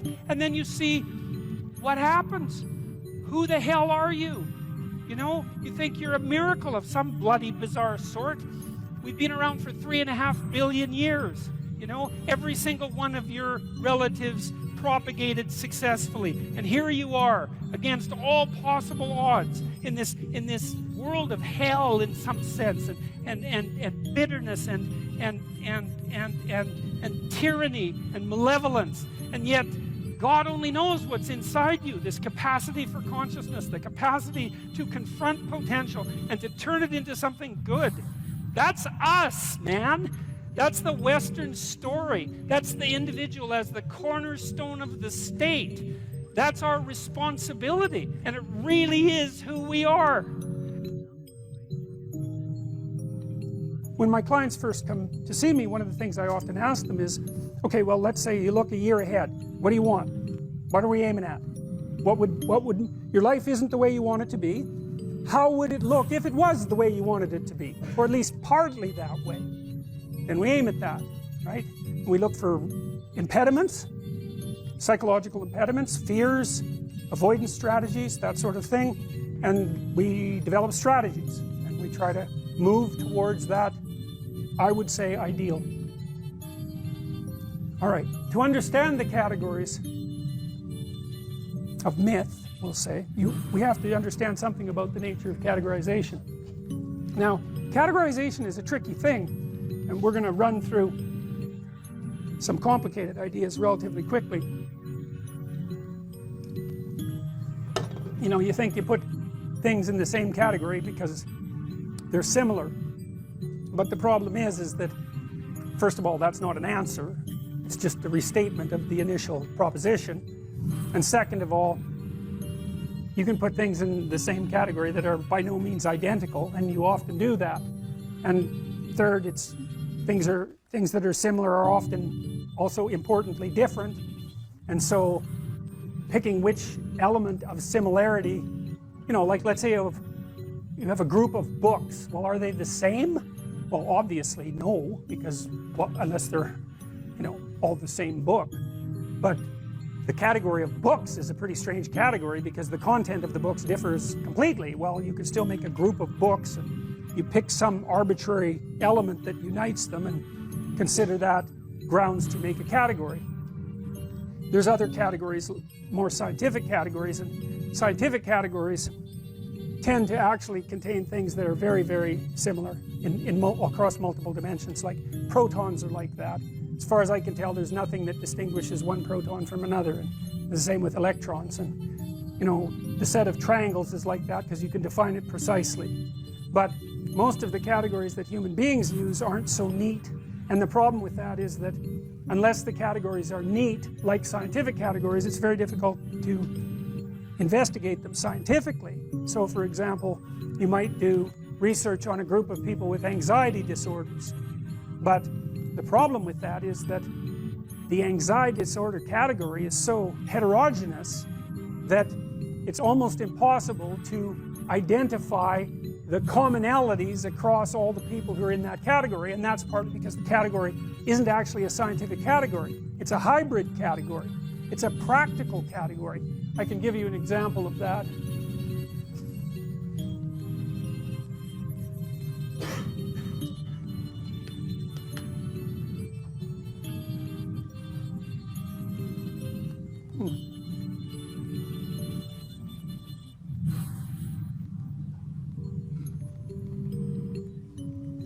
No, I can't, because I must not have saved it. Anyways, many of the DSM categories, so these are categories for psychopathology, require, if you're part of that category, imagine there's 7 symptoms that you could have, or 8 symptoms that you could have that would put you in that category, like antisocial personality. 8 symptoms.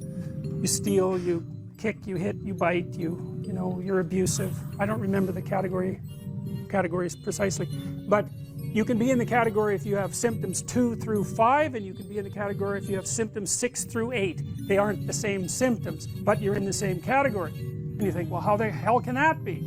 Well, that's a family resemblance category, roughly speaking, and lots of the things that we use are family resemblance categories. There's a prototype, and then if you have enough of the features of that prototype, imagine the prototype has 10 features, and if you have 6 of those features, you get to be in that category.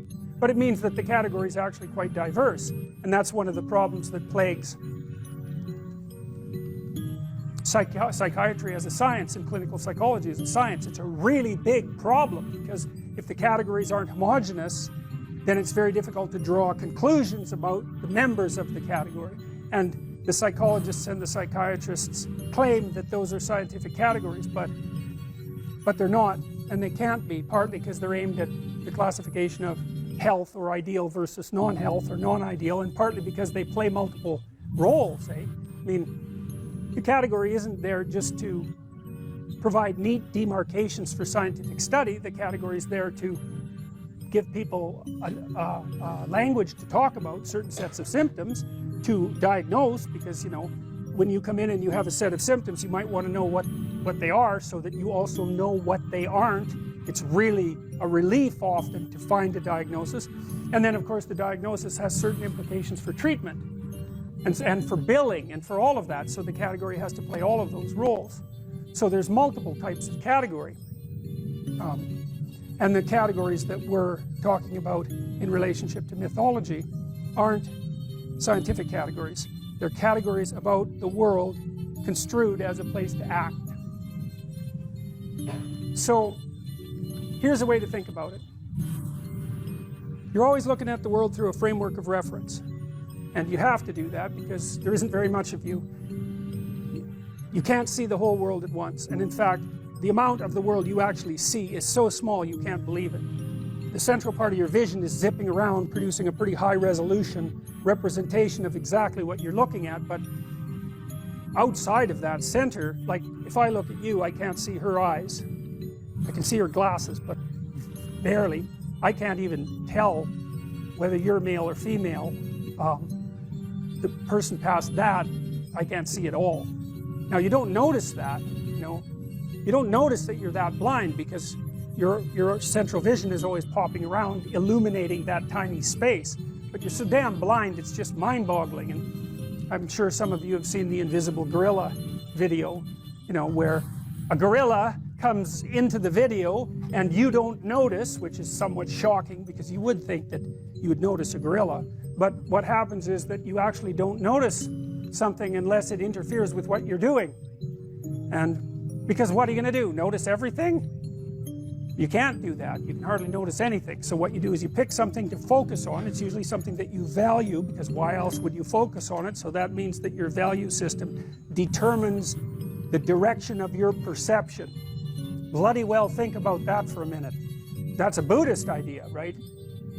People live in a kind of illusion, and sometimes that illusion causes suffering, and they can transform the way they look at the world, and that can release them from their suffering. But the idea that you do live in an illusion, well, I don't know if it's exactly an illusion, but you certainly do live within a framework of perception that's determined by your values. Now that is so weird, you know, because we never think of the world as something that reveals itself through our values. But of course it does, because you look at what you want. You aim at what you want, and once you've aimed, the world lays itself out for you, and that's exactly how perception works. That's why I represented it this way. You're always somewhere, that's point A, and that's somewhere in some place in some time, and you always have some notion about what you want to have happen next. You know, you're going to go to the next class, maybe you've got a plan after this. In this class you have a plan, you're hoping to learn something, I presume, and maybe you have a goal with regards to a grade, and that's nested inside your desire to get a degree, and that's nested inside your desire to be educated and to have a career and have a successful life. So attending to me at the moment, the reason you're doing that is because all of those values exist within you simultaneously, focusing your attention. And so you're attending to me and not to something else, assuming that all of you with your computers open aren't surfing the web, which you might be, but assuming that you're focusing, whatever you're focusing on is directed by what you value. And some of that can be unconscious. In fact, a lot of it is unconscious, because you know it's very difficult for you to get control of what you pay attention to. You know what that's like. You're trying to study kind of a boring paper. Christ, your attention is just like everywhere, you know.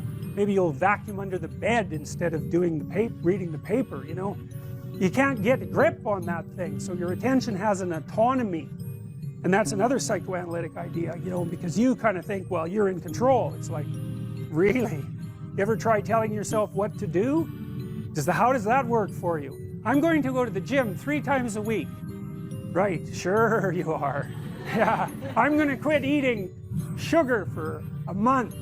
It's like, how long does that last? It's like 15 minutes, and you're eating like 3 chocolate bars.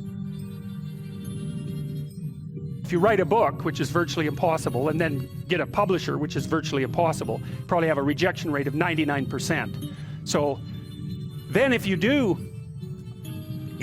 manage to publish the book with a reasonable publisher, which you won't because it's impossible, then you get 8% royalties. That's it. So 92% of your labor goes to the sales, marketing, and distribution end of things. And so it's very, very difficult to generate capital as an entrepreneur, and there's innumerable impediments. One of the things that people do, and this is something for those of you who might be entrepreneurially minded, here's another thing that you have to understand, is that you can't really create a product and then launch it, because first of all, you don't know how to do that. You might know how to create the product, but you do not know how to market or sell it. You don't know how to advertise it. You don't know how to communicate about it. You don't know how to ship it. Like, there's all sorts of things you just don't know. But worse is you don't know if people will use it. And so what companies do that roll out new products on a relatively continual basis do is they don't develop the product and then go sell it. They continually communicate with their customers about what product the customer is willing to buy next, and then they develop that. And so you have to have your market identified, and then you have to be in continual communication with the market while you develop the product. It's not, I build a better mousetrap and the world comes, you know, marching to my door. That isn't how it works. Is that you got to find out if someone wants to buy your stupid thing. And then the next thing is that even if you have a great thing, you're going to go talk to people and they have 50 great things that they might buy. And they're all great, but they're not going to buy all 50. They might buy one, maybe, and maybe they'll buy it this week, but probably they'll buy it in 6 months.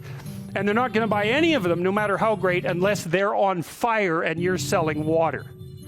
Because they're so busy already, right? They're so overwhelmed and preoccupied by their jobs that if you come in and you say, well, here, this is going to increase your efficiency by 20%, and here's the 3 weeks you'd have to spend doing that, and then the payoff would come in the next years, they'll say, yeah, well, I'll do that as soon as I have time. And as soon as I have time is never. So if they're on fire and you have water, you can sell it to them. But that's all, because otherwise it's a no-go. So those are all things that are worthwhile knowing, because they're very hard to learn. And so, and very comically, I mean, if you would have told me when I first started developing these tests that one of the reasons corporations wouldn't buy them was because they worked, that I would have just thought, really? I mean, come on, really? That's really the reason? It's like, yeah, that's the reason. God. So very, very, very problematic. And then they already have their processes in place and they're entrenched.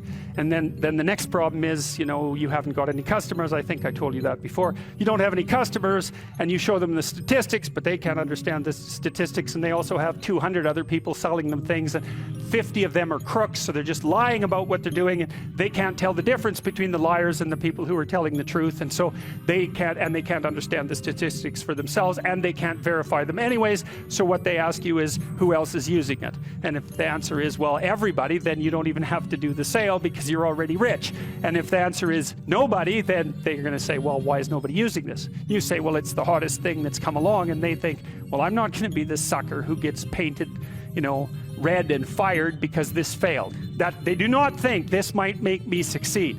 People do not care about whether or not they succeed. They care about whether or not they fail. And so that's another thing, is that if you're marketing something and you can say this will stop you from being identified as a failure, then people might be happy about that. But if you say this will really help you succeed, it's like, yeah, no, I don't want to succeed. I just don't want to fail. I don't want to succeed. I just want to be invisible and be left alone. And if you're looking for people's fundamental motivation, that's it. It's they want to be invisible and they want to be left alone. I tell you the zebra story? Do any of you know that story? Okay, I'll tell you this zebra story. Stop me if I've told it to you before. This tells you everything you need to know about human beings. So it's worth knowing. Okay, so zebras have stripes, and people say, well, that's for camouflage. And then you think about that for 2 seconds, and you think that's a really stupid theory, because lions are camouflaged and they're like golden, like the grass, and zebras are black and white. So you can see a zebra 5 miles away. It's like, there's a zebra, it's black and white. So the whole camouflage thing, that's just not working out so well as a hypothesis. Okay, so biologists go and they decide to take a look at some zebras. And so they're looking at a zebra on the herd, because there's no zebra, right? Just like there's no fish. There are schools of fish and there are herds of zebras. There isn't a fish. This is why I think the cod aren't coming back. There are no cod. There are massive 100-mile-long schools of cod, 10 stories deep, 20 million years old. You wipe out the school, you don't just get to throw a cod in the water and say, well, you know, off you go. It's like, well, where's my city? It's like launching you in the middle of a field. It's like, well, go out there and reproduce. It's like, no, that's not going to happen, you know? So without the school, there's no cod, and you can't just introduce a whole school of cod because you don't have a whole school of cod. So, you know, maybe the cod are never coming back. And zebras are the same thing. There's not a zebra. There's zebras. And so you're looking at the zebras, trying to study a zebra, and you look at the zebra and you make some notes and you look up and you think, oh Christ, which zebra was I looking at? And the answer to that is you don't know, because the camouflage is against the herd. and the black and white stripes. There's a variety of reasons for the stripes. Flies also seem not to like the stripes, but you know, usually things evolve for multiple reasons. But anyways, it's very difficult to parse out a zebra against the herd. You look down, you look up, it's like, uh-oh, all those damn zebras look the same. Yes, the camouflage is effective, but it's against the herd. All right, so then you think, well, we better identify a zebra so we can see what he's up to. So then you take your Jeep and a can of red paint and a stick with a rag on the end of it, and you drive up to the zebras and you paint their haunch red a little bit, put a nice red dot on their haunch, or maybe clip their ear with a cattle clip. And then you stand back and you think, hey, I'm pretty smart, now I'm going to watch that zebra. So what do you think happens to the zebra? The lions kill it. Right. Because lions, they're smart, right? Hunting animals are smart. But they have to identify a zebra before they can organize their hunt. They can't just hunt the whole herd. They have to pick out a zebra. And so maybe it's like a zebra that's got a sore hip or something. And so you think, well, nature's kind, it just takes the weak. No, zebra or lions like really healthy, delicious zebras, but they look like all the other healthy, delicious zebras, so they can't get a bead on them. But if they're small and just born, or if they're limping, or there's something that identifies them, then the lions can pick them out. And then they do pick them out. And so the rule for human beings is keep your damn stripes on so the lions don't get you. And I'm telling you, man, if you want to remember one thing from my class about human motivation, that's a good thing to learn. People camouflage themselves against the herd, and they like to be in the middle of the herd, which is what fish do, by the way. If you have a big school of fish, the smart, healthy, large fish are in the middle of the school. Because you know what you call fish on the outside of the school? Bait. Right. So that's what people are doing. They're trying to move into the middle of the herd all the time. And the herd moves around, or the school moves around, and people are going, well, I'm in the middle. I'm staying in the middle here. So I've got this protective ring of people around me so the predators don't pick me out and do me in. So, okay, so that's part of the reason why I said, well, you can't sell something to someone for success. Because, you know, you're thinking, well, people are aiming at success. Don't be thinking that. It's not by any means necessarily true. Trait neuroticism is a powerful motivator. And trait neuroticism is, let's not be too threatened or hurt, right? That's the negative emotion system. And the negative emotion system is a killer source of motivation. You know, you also see that there are scales of well-being that have been designed, mostly by social psychologists, which means they're very bad scales most of the time, because their psychometric capacity is absurdly low, generally speaking. So what you find with scales of well-being, sometimes they're talked about as scales of happiness even, is that people aren't after happiness, they're after not hurting. It's not, so they don't want to be extroverted and enthusiastic, right? And bubbly and full of smiles and laughter. That isn't what they mean by I want to be happy. What they mean is I don't want to be anxious or in pain. And so well-being scales tend to be something like emotional stability plus extroversion. But the big loading is on emotional stability, the reverse of neuroticism. You want to avoid suffering. You don't want to be happy. You want to avoid suffering. And one way to avoid suffering is not to let the lions gnaw on you.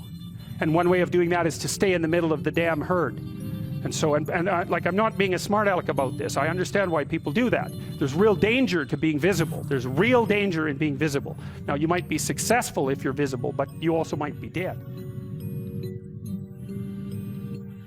The degree to which the world of what matters is the most real is indeterminate, because it depends on how you define reality. If you define reality as that which exists in the objective world, then the world of what matters is not fundamental.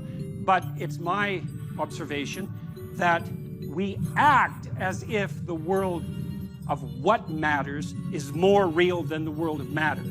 And I think, in some sense, the most compelling evidence for that, even to a skeptic, and it's a pessimistic form of evidence, but it suffices, sometimes pessimistic evidence is the most potent. The reality of pain is undeniable, and it's not amenable to rational argumentation. It announces its existence, and for a long time, I thought, in some real sense, that there was no more fundamental reality than pain.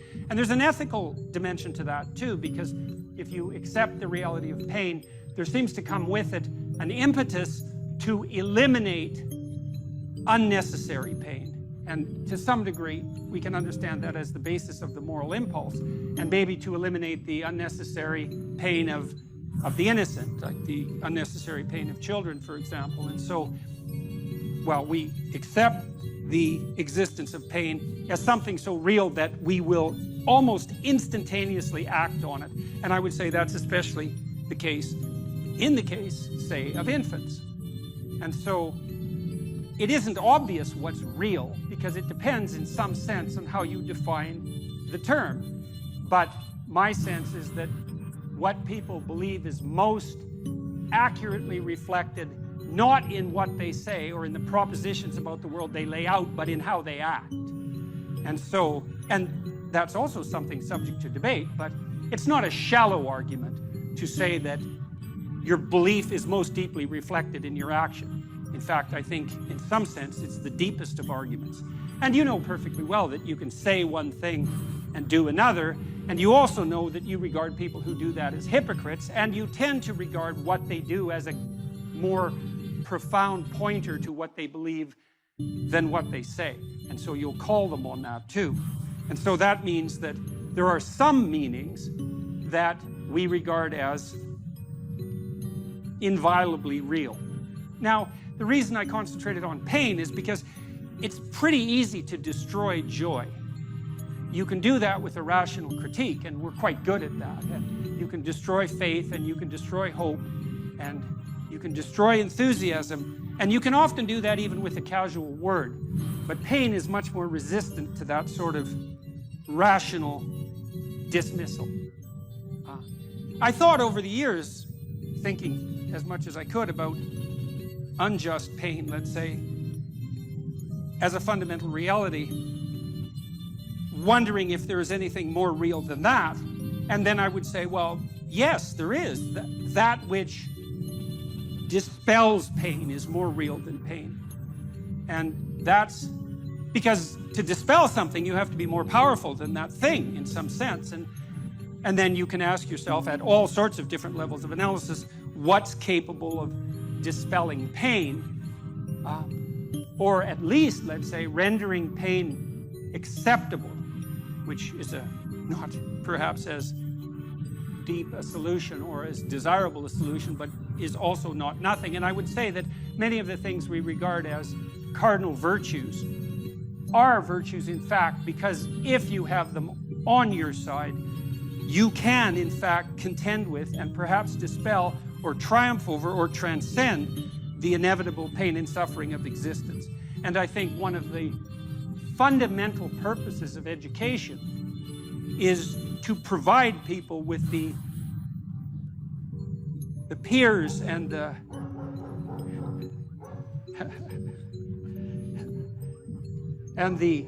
allies, to use a word that's been contaminated so terribly, that enable them to stand up nobly in the face of tragedy and still move forward with what is good in mind. And that's a very different purpose than inculcating in people a thoroughly detailed description of the patterns of the objective world. And I'm not saying for a moment that there's nothing useful about the latter, but the former is people starve and thirst in desperation without the former. And those are realities. Now, as I said, if you start out with the axiomatic assumption that only what is objective is real, well, then that argument falls flat. But I think there's no reason whatsoever not to raise the question of what it is that you're using to base your axiomatic definition of reality upon. And I think that noting what people do is a very good pointer to the real. So here's another way of thinking about the logos. For the world to be intelligible, it must consist of patterned regularities. And that might be the great discovery of the Greeks, in some sense, that there are patterned regularities that are superordinate to immediate perception, that are in some sense more real. So number would reflect that, for example. Are numbers more or less real than the things they represent? And you can make an argument both ways, because again, it depends on your definition of real, but it's a very difficult argument to make that they're less real. And partly that's because if you're a master of number, there's almost nothing that's beyond your grasp. So if the depth of your wisdom is reflected in the utility of your tools, then almost nothing makes you more powerful than to be a master of numbers. And that seems to point to an ability to grip some element of a reality that's more fundamental, that is outside of immediate perception. And so one element of the idea of the logos is that there's an order to the world that's superordinate to the apparent order, that's more fundamentally real, and that you can discover that order in contact with the world. And that's the microcosmic world in some sense, rather than the psychological world. And so that seems useful. And I would say these patterned regularities, they're of two types. There's patterned regularities of being, and an object is a patterned regularity of being. One of the things I came to understand as I studied the science of perception is that we don't see objects. We see patterns, and we infer objects. And so the pattern recognition is more fundamental than the object recognition. It's also the case, by the way, that we don't just see patterns and infer objects. We see useful patterns and infer objects. And I don't mean as a second-order inference. I mean as a direct perception. And so it's quite obvious. Sophisticated psychologists of perception have noted that in some real sense, the perception of the meaning of a phenomenon precedes the perception of the phenomenon. And I really mean directly. And there's much of what you see, for example, is very much associated with what you can grip, because even your vision is tightly associated with the act of gripping, because what you need to see is what will give you a grip on the world. And you might say you see the thing and then determine how to grip it, but that's not how it works. Your retina, for example, which represents patterns in the world, propagates those patterns through your nervous system and manifests itself in such things as preparation for grip. And that's outside of conscious visual perception. And so you cannot make the case that what you do when you perceive is pull in objective sense data and then sort the world from that. The neurological investigations have rendered that presumption invalid. Not only that, there's another problem. Well, let's refer to, we'll do this in two parts. For the world to be intelligible, it must consist of patterned regularities, and there are regularities of being and becoming. Another issue is, when you encounter the world, do you see what's there? And the answer to that is, well, yes, but you also perceive what could be. And so I would say that what you perceive is an amalgam of the patterned regularities of both being and becoming. And you can think about this and make it intelligible. If you think about what happens when you wake up in the morning, you might ask yourself, well, what do you perceive when you wake up in the morning? And you open your eyes and you might say, well, I perceive my bedroom. And I suppose in some very trivial sense that's true, although generally your bedroom is so familiar that you don't need to perceive it. You've already automatized that perception, and it has almost zero functional utility. I suppose you have to perceive it well enough to wend your way through it when you step out of bed, but that isn't really what you perceive, not my experience, and I believe this is a very common experience, is that what you perceive when consciousness dawns in the morning is the horizon of possibility that's associated with the world in front of you. And so what you really see, as far as I can tell, is something directly akin to the chaos that God encounters as the Word, the Logos, at the beginning of time, which is there's patterned regularity of being. That's a solid object because it propagates itself across time in this three-dimensional form. But then there's a cloud of possibility around each object, which is what additional realities it can manifest depending on how you act in relationship to it. And that's not only true of simple objects, because simple objects can be many things. So a heavy drinking mug can also be a weapon, for example, which begs the question of what is that thing? It's a drinking glass and a weapon, and broken it's a knife. And many objects, if not all, have quite a wide cloud of possibility around them. And then the interactions between objects have a tremendously wide distribution of possibility, and that's the becoming that's implicit in the being. And I think that's actually what you confront when you wake up in the morning, because generally what happens is that as consciousness dawns, and consciousness is an agent that contends with being and its potential transformations, you see arrayed in front of you a set of indeterminate possibilities which you could bring into being as a consequence of your imposition of vision with some degree of effort and energy. And what you do in some real sense is prioritize in rank order the importance of the possibilities that you contend with, maybe even before you get out of bed. And I would say, in some real sense, if you're not doing that, you're actually not living up to your possibility. So I might say, well, why are you going to university? Or I might say, what are you doing right now? And then the answer would be, well, I'm sitting in class. And then the question would be, well, why are you sitting in class? And the answer to that would be, well, because I want to take this course.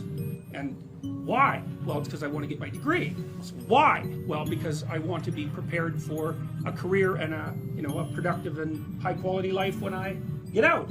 Well, why? Well, you can keep saying why pretty much indefinitely, and as you answer, you go farther and farther out in time scales. Now, it's a tricky thing, because one of the things I might tell you, this is a very complex cognitive problem, is, well, where should you stop? So, for example, I could say to you, do you want $100 an hour, or do you want 50,000 years in 75 years? You're going to think, well, I'll probably take the $100 now. Well, how about 200 years? It's like, well, I'm not going to be there. I'll take the $100 now. Well, so obviously thinking out 200 years is not that helpful. Now, you might think, well, no, you should calculate the effects of your actions on the vastest time span possible and include the largest number of people if you're really going to equilibrate it. But the problem is you can't do the computations, because you get this thing called combinatorial explosion happening, which is that it's like a chessboard. You make one move, okay, fine. But then you could make 4, and then with each of those you could make 4 more, and then with each of those you could make 4 more. And soon, if you're looking 20 moves ahead, it's like there's so many moves that the other person could possibly make that looking that far ahead is pointless. You can't do the computations. And so we don't know how far you should look into the future. It depends on how stable your environment is. But 1 month seems okay. A year, yeah. 3 to 5 years, that's what I'll have you do when you do the future authoring program. 20 years? Probably not. And the reason for that is the margin of error in your prediction grows so large that your prediction isn't worth anything. And you can really see how that's the case now, because like, what's it going to be like in 20 years? When I was a kid, I used to read science fiction. It's like plausible accounts of the potential future. It's like, now? Who knows? Anything could happen. Anything could happen. You could be 3/4 robot in 20 years. You could have a lifespan of 10,000 years. I mean, we just do not know. We could be living in caves again with everything in ruins. We don't have a clue what's going to happen. So 20-year span, I would say, get friendly with computers. So 20-year span's too long. So, okay, anyways, what I'm pointing out is that you have to calculate what you're doing across multiple spans of time, and in that combination, in combination with many, many people. And that makes things very complex, but that's how you're building the structures that you live within. Now, this young man told me that his life lacked purpose and direction and meaning, and that he was nihilistic until he read Zen and the Art of Motorcycle Maintenance, which is a book I actually like quite a bit. I've read it 3 times at different decades of my life. And one of the things that's very interesting about that book is that it's an examination of the idea of quality, of the idea that there are qualitative distinctions between things, and that we have an instinct to make qualitative distinctions. And so a qualitative distinction is simply, this is better than that, which is a judgment.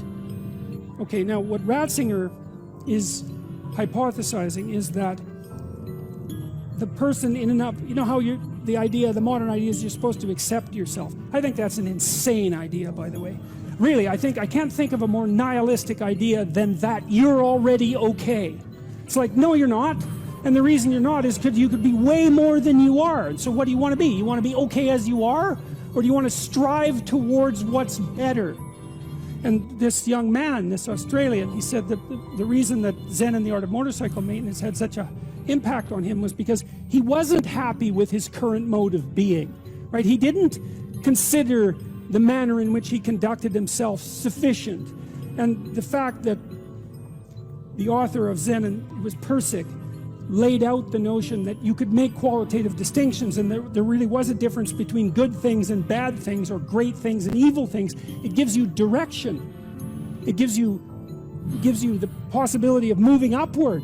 And Ratzinger is pointing out, at least to some degree, that human beings are insufficient in and of themselves and need the movement upward. And so they need to conceptualize something like the highest good, and then to strive for that. And the thing is that there isn't any difference between conceptualizing the good and being judged.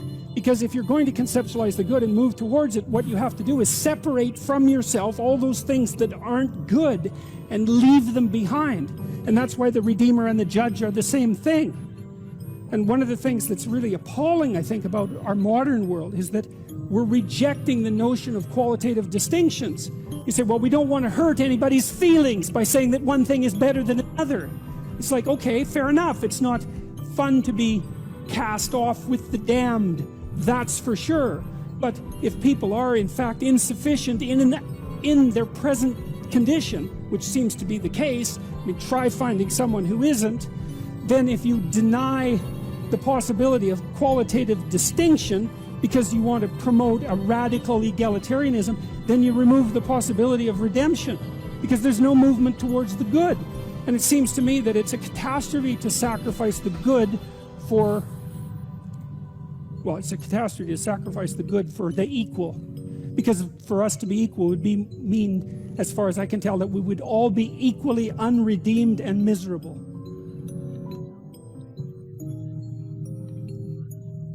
What could you do to improve yourself? Well, let's step one step backwards. The first question might be, why should you even bother improving yourself? And I think the answer to that is something like, so you don't suffer any more stupidly than you have to. Accept responsibility for the catastrophe of your life. And that way you transcend it. And there's an unbelievably hopeful message in there. And the message is, you're actually strong enough to do that. You just don't know it. And you won't find out till you do it. You can't find out till you do it. But if you did it, you'd find out that it was true. Bargain with the future.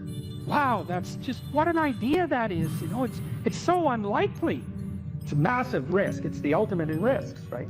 You have to be willing to lose your life in order to find it. What you're willing to forego today's pleasure for tomorrow's advantage. And that's what sacrifice is. And I would say, start where you can start. You know, if something announces itself to you as in need of repair, that you could repair, then hey, fix it. You fix 100 things like that, your life will be a lot different.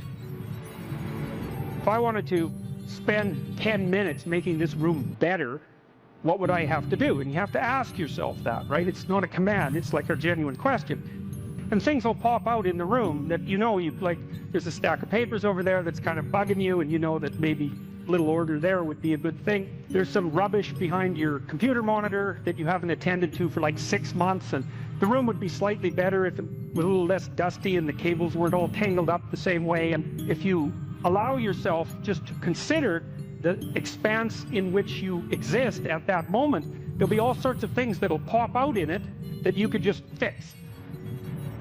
So life is brutal, and what you have to set against that is possibility. So I would say if you're 16 and your life isn't so happy, it's like look around and see if there are opportunities that people are granting you, even imperfect opportunities, because they're going to be imperfect, that you could exploit in the proper way and learn and grow. But the fundamental lesson, the more fundamental lesson that's underneath that is, don't let what you are stop you from being what you could be. So imagine that there's you and there's the potential inside you, whatever that is, you know. And potential is an interesting idea because it represents something that isn't yet real, yet we act like it's real. And that potential is partly what you could be if you interacted with the world in a manner that would gain you the most information. You take yourself and you put yourself in a new environment. New genes turn on in your nervous system. They encode for new proteins. And so you're full of biological potential that won't be realized unless you move yourself around in the world into different challenging circumstances, and that'll turn on different circuits. Now, I often tell people too, fix the things you repeat every day, because people tend to think of those as trivial. You get up, you brush your teeth, you have your breakfast, you have your routines that you go through every day. Well, those probably constitute 50% of your life. And people think, well, they're mundane, I don't need to pay attention to them. It's like, no, that's exactly wrong. The things you do every day, those are the most important things you do. Hands down. All you have to do is do the arithmetic. You figure it out right away. So 100 adjustments to your broader domain of being, and there's a lot less rubbish around and a lot fewer traps for you to step into. Once you've got your mind and your emotions together, and once you're acting that out, then you can extend what you're willing to consider yourself and start fixing up the things that are part of your broader extent. While you're experiencing things announce themselves as in need of repair, doesn't mean that it's you right then and there that should repair them. You have to have some humility. You don't walk up to a helicopter that isn't working and just start tinkering away with it. You have to stay within your domain of competence. But most of the time, if people look at their lives, it's a very interesting thing to do. I like the idea of the route, because you can do that at the drop of a hat. You go back to where you live and sit down and think, okay, I'm going to make this place better for half an hour. What should I do? You have to ask, and things will just pop up like mad. And it's partly because your mind is a very strange thing. As soon as you give it a name, a genuine aim, it'll reconfigure the world in keeping with that aim. That's actually how you see to begin with. And so if you set it a task, especially, you have to be genuine about it, which is why you have to bring your thoughts and emotions together, and then you have to get them in your body so you're acting consistently. You have to be genuine about the aim, but once you aim, the world will reconfigure itself around that aim, which is very strange. And it's technically true. And so I think that you can, in fact, decide to take on the load that's optimally meaningful if you want, and then you get to have your cake and eat it too. You're on the pathway to continual incremental improvement. You only have to burn off a feather at a time instead of having the whole bloody thing burst into flames. It's a constant source of renewal. And there's an idea that to be renewed, you have to drink the water of life. That's an old mythological idea. Chaos is water. Water is chaos. Water is what washes away too much order. And to stay continually refreshed by the water of life is to take on exactly the right amount of chaos to make sure that your garden is properly nourished. And I think meaning is actually the marker of that. You don't choose your interests, they choose you. And that's really worth thinking about too, man, because it's really hard to get interested in something you're not interested in, even if you know there's a good reason for it. You're studying for an exam, you find the material boring, anything will be more interesting than the study. Even though you know that that's what you need to do, you can't voluntarily grab yourself by the scruff of the neck, let's say, and shake yourself and say, sit down and concentrate. Your mind will just go everywhere. But then if you're interested in something, and even if it's something you shouldn't be interested in, because that happens all the time, then it's like you're laser focused, man. You can pay attention forever. You can work until you're exhausted. You won't even notice it, and you remember everything. It's like, okay, if you can't control your interest, what does? Your interest was being manipulated behind the scenes by unseen forces that were associated with your characterological development across time. That was the manifestation of the self. So the self is the potential you, let's say. And the way it operates in the present is by gripping your interest and directing it somewhere. And that's part of the instinct of self-realization. It's a mind-boggling idea, it really is. The potential that you are has to manifest itself somehow in the here and now. It has to. And what better way than by directing your attention? It's like, it seems like this might be useful for you. Maybe you get attracted to this person. Maybe you admire this person. That happens with kids a lot. They'll admire someone and then copy them. And you can see that that's obviously part of their developmental progression, right? It's a form of hero worship. But kids are very imitative, and they hero worship at the drop of a hat. And so they're entranced by the next stage of development. And if they see someone who embodies that, especially if it's in the zone of proximal development, it's something they could achieve, stretching a bit, they find someone who embodies that next stage of development, and then they start to imitate them and act like them. Well, adults are no different. We're no different. We do it at a perhaps more abstract and sophisticated level.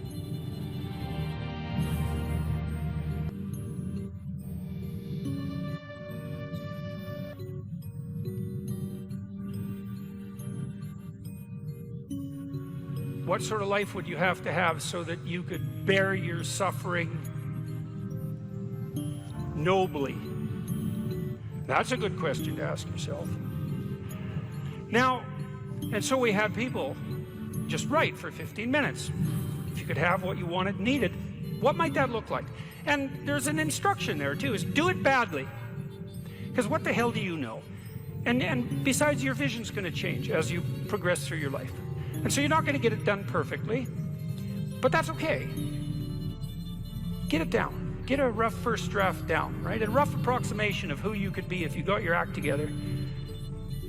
And not who other people think you should be, you know? Although that might enter into it because you don't want to be completely...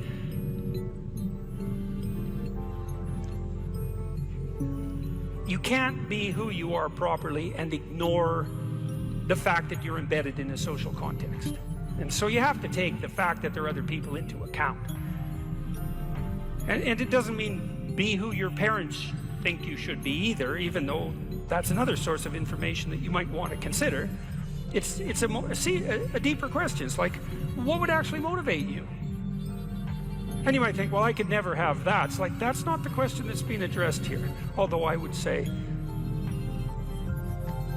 there's no sense floating off into some kind of impossible juvenile fantasy. We're making an assumption that you're taking the question seriously and that you're going to remain within the bounds of what you regard as sanely reasonable. So that's the first part. The second part was the opposite of that. It's like, okay, now you've specified a goal, where the goal is, in some sense, both your character and your life. And you've specified that rather vaguely. You only had 15 minutes to write about it. And that's a good thing, because now you have something to move toward. Now, I could tell you this technically. This is an interesting thing to know. People say they want to be happy. That's not true, by the way. If you investigate what people mean when they say they want to be happy, they say, I just want to be happy. It's a very funny phrase. It's, what do you mean, just? Like, there isn't anything harder than that. So you can't just say just, that's all you want. You just want to be happy all the time. That's all it would take. It's like, good luck with that. That's not going to happen. So you can get rid of the just. And then, I want to be happy. Well, maybe. Actually, what people really mean when they say that is they don't want to suffer and be miserable. So really what they mean is they don't want to experience excess negative emotion. And you can find that out if you carefully question people and carefully analyze the answers.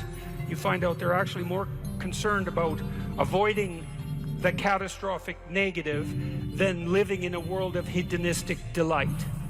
Now, you also find that while avoiding the catastrophic tragedy, they wouldn't mind having a little bit of hedonistic delight.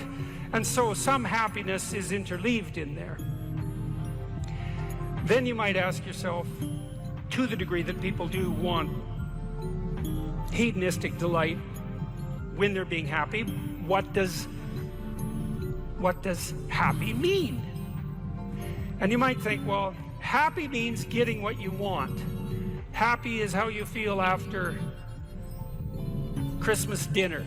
It's like, no, that's asleep, right? That's content and asleep. Now, that's a form of contentment, but it isn't really what people mean when they say that they want to be happy. The happiness that people refer to when they talk about happiness has more to do with enthusiasm. And enthusiasm is an interesting word because it means it's entheos. It means to be inspired. Inspired is in spirit. It means to be imbued with the Spirit. Well, enthusiastic is to be imbued with the Spirit of God, interestingly enough. And we'll return to that. When do you experience the positive emotion that's associated with happiness? The answer is not when you've attained a goal, but when you're pursuing one. So you're set up, your positive emotion is associated with movement forward. You could say that your positive emotion is the psychological equivalent of forward movement, just as your negative emotion is the psychological equivalent of freezing or retreating.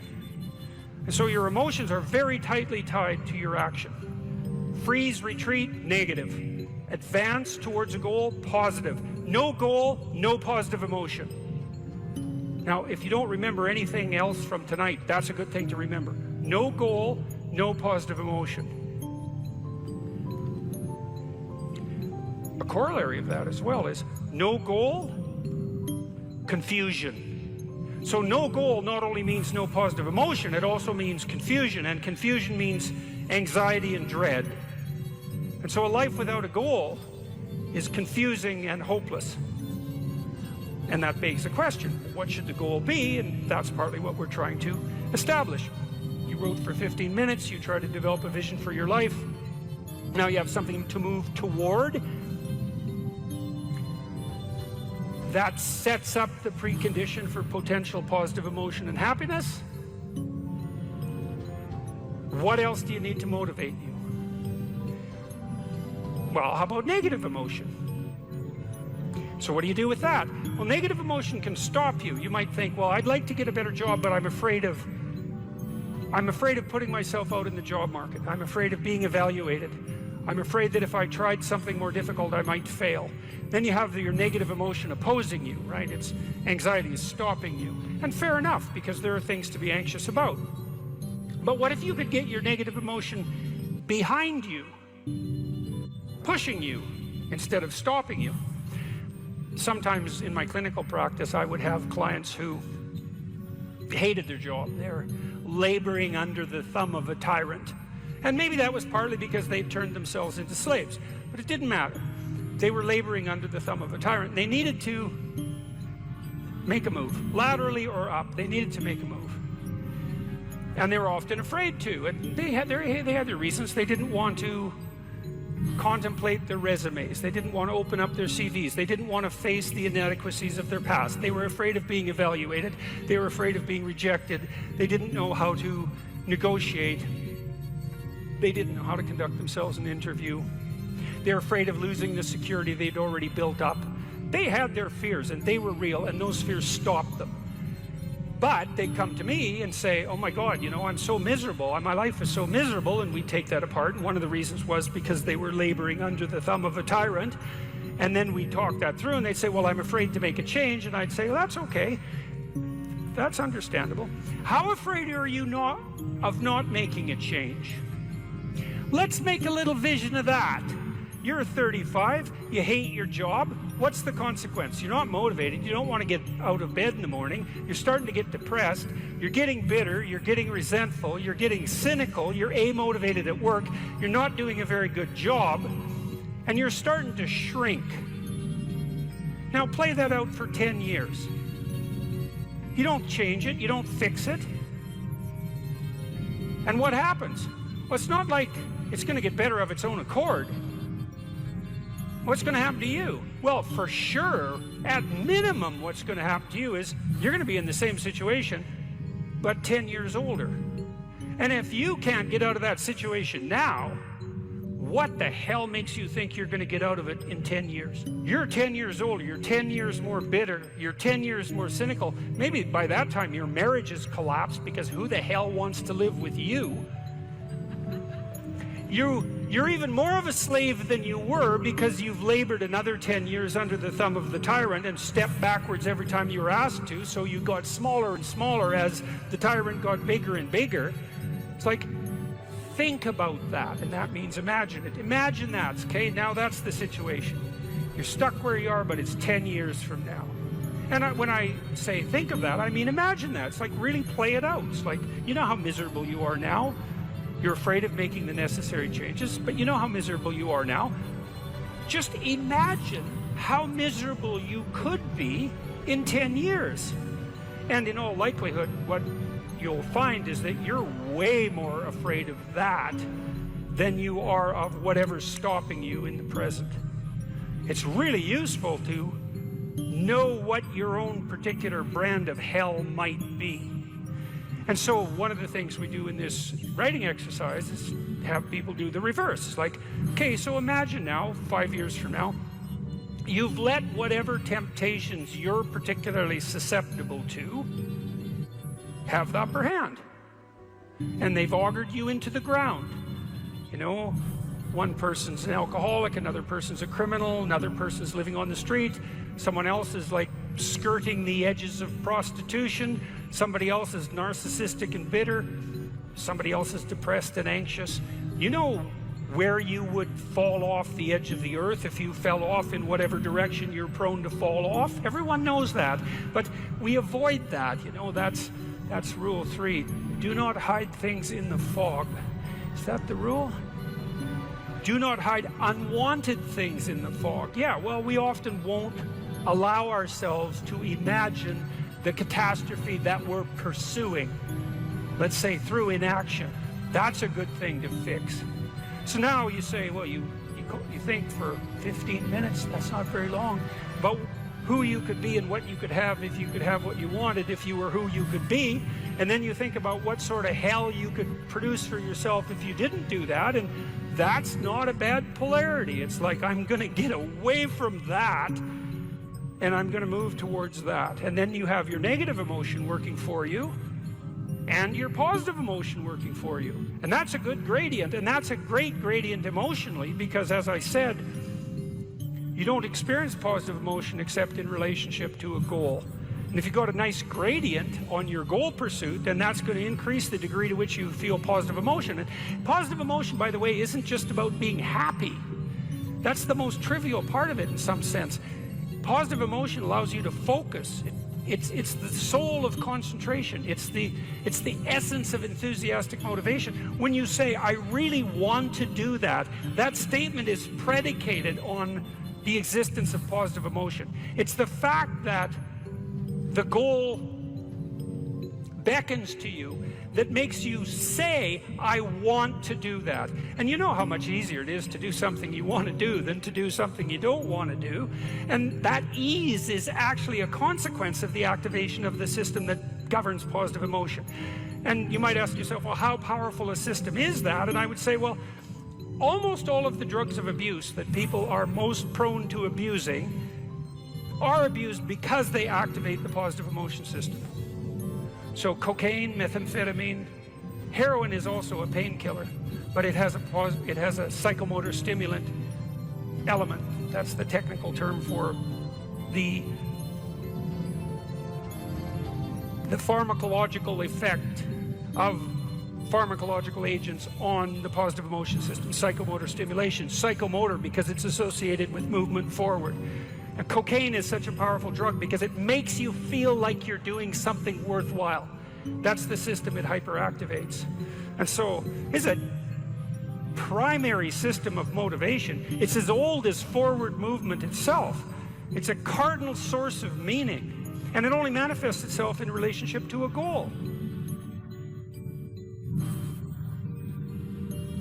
It's with our fantasy that we first meet the unknown, right? Well, look, say you're going out with a new person. It's like, what do? You project a fantasy on them, and then you fall in love with the fantasy. And aren't you stupid? Because you're going to find out that the match between your damn fantasy and the actual person is tenuous at best. And so Jung would call that a projection of either the anima or the animus. You know, the anima is what a man projects onto a woman he finds desirable. It's like, oh, she's the perfect woman. It's like, well, how do you know that? You've like seen her for 4 seconds, you know, but it grips you. And the same thing happens in the opposite direction. And it's an action of instinct, you know. It's like you fall in love with the image.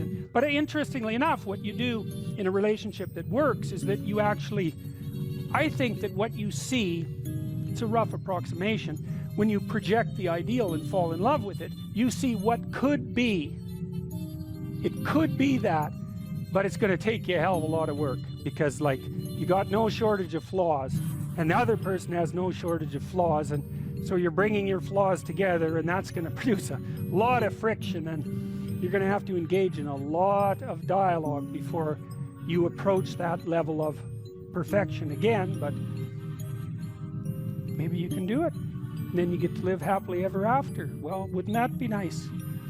Well, so the unconscious meets the unknown, and it meets it with imagination and fantasy and dream and art. That's how you take, see, you don't just go from what you don't know to fully articulated knowledge in one bloody leap. You can't do that. You have to extend pseudopods of fantasy and imagination into the unknown. That's kind of what theorizing is like, right? Even scientifically, you know, you don't know something scientifically, you generate a theory. Well, it's an imaginative representation that your unconscious is helping you generate. And so you meet the unknown with fantasy. That's what the unconscious is for. From the psychoanalytic perspective, that's what dreams do. And you can see why. You dream about the future. You know, it's like, well, what's the future going to be like? Well, you have a little imaginative story going on, and it's like, you don't really create it. It's sort of, you watch it unfold. You know, maybe you can tweak it here and there, but it sort of comes to you from wherever the hell things like that come from. You know, the unconscious, that's the psychoanalytic answer. It's not really much of an answer, because it's more like a representation of a place that we don't understand. But that's where creativity comes from. And I mean, some people are really creative right down to the bloody core. So in my clinical practice, I often see people who are high in openness because they're attracted to me because they watch my lectures. And you have to kind of be high in openness to like my lectures. So because, well, you do, because they go everywhere, you know, and they're not necessarily very orderly. So anyways, lots of my clients are really high in openness, and they're funny people often, especially if they're smart, because sometimes they have the most nihilistic intelligence you can imagine. It's just self-critical and nihilistic and brutal, man, and smart. And so they just criticize themselves out of existence. And so often I have to just try to get them to quit listening to their chattering self-critical rationality and go out and create something, you know, with their massive creativity. And as long as they're doing that, they're engaged in the world and happy as hell. But as soon as that self-critical rationality comes in and shuts down the creativity, they're just like walking corpses, you know. And it's because if you're really open, like you're a tree, and it has some trunks, and you know, your most prominent trait is the most lively trunk. And if you're a creative person and you're not engaging in a creative enterprise, you're like a tree that has had its vitality amputated. And so this is not trivial. This is deeply rooted in your biology. And those are people often who have like dream lives you just can't believe. I have one client, he has like 4 spectacular dreams a week, and most of the time we just spend discussing them. I mean, God. And I had another client who could be lucid in her dreams, which is more common among women. She could ask the damn characters what they represented, and they would tell her. It was like, okay, that was pretty weird. And like a lot of the things they told her were really helpful, and they were not things that she wanted to hear. She basically, one of them told her if she was going to live, she'd have to go visit a slaughterhouse. And the reason for that was because she was raised as a little princess and protected from horrible Mother Nature until she hit puberty, in which time she turned into an evil villain, because that's how the family worked. Perfect child, evil teenager, overnight. And then, well, that was hard on her, and she wasn't prepared because she thought the world was princess world, and, you know, she couldn't go through a butcher store without having a fit. And no wonder, you know, like, really, Jesus, you know, it's no wonder, but you do it. But she couldn't, so we used to go to butcher stores, and that would make her cry, and that she was a vegetarian, that would make her cry, and, you know, bemoan the cruelty of the world. And it's like, yeah, fair enough, man, those are bloody slabs of meat. It's like, I don't know why everyone isn't screaming when they walk through the butcher store, but you got to get used to it, man, because you can't live in the world otherwise. And so the dream character, who was a gypsy, told her that she had to go visit a slaughterhouse, which seemed rather impractical. And so I asked her if she could think of anything else to do, and she thought, well, why don't we go visit a funeral home and watch an embalming? And I thought, oh, good. That sounds like a fun way to spend a day. And so I phoned up a funeral parlor, and I said I had a client who was terrified of death. Yeah, and I was a therapist who was also a little shaky on the concept myself. And so they had no problem with that. They deal with death all the time, which is really something to think about, right? A human being can actually have an occupation where they do nothing but deal with death, and they don't go stark raving mad. It's like, what the hell's up with that? It's like working in a palliative care ward where your clients that you know have a relationship, all they're going to do is die this week, next week, the week after. People do that. It's like, those people are tough, man. They're tough. So anyways, we went and watched this embalming, which was, I have a rather high level of disgust sensitivity, so it was a little on the rough side for me. But she sat there, and first while she was not, we were outside this little room, she was not looking at that, man, no way. And she'd kind of go like this, and you know, that was pretty good. And then she'd go like this, and then she'd go like this, and then she watched it. And then she asked if she could go in, and she put on a glove and she touched the body, and she didn't have a fit, she didn't have a panic attack. And so she walked away from there learning that there was a hell of a lot more to her than she thought there was, and that she could see things that she didn't think she could see and live. And after that, she sort of had a touchstone. It's like, well, I'm kind of afraid of this. Well, is it as bad as going to see the embalming? No, it's not that bad. Well, I guess I can do it. It's like an initiation, right? She had an initiation. And so did I, you know. And I learned a lot from doing that. I learned that one of the things you need to do if you're going to be a human being is to prepare yourself to be useful in the face of death. And so when you have a parent that dies, which, you know, shatters people's ideas, often they can't even think about it. If you can't even think about that, man, you've got some thinking to do. Because you need to be able to at least think about that, because otherwise you're just going to be a wasteland when it happens. And you never know, you could even have a higher ambition. Maybe you could even be useful when it happens, instead of being part of the heap of destroyed people who also have to be taken care of. You know, and that's brutal. You have to be brutal to be useful in the aftermath of your parents' death. You know, you don't get to crumble and fall apart. And no, you have every reason to. So you got to be kind of some tough monster to manage that. But do you want to be useful in the face of tragedy, or do you want to be pathetic?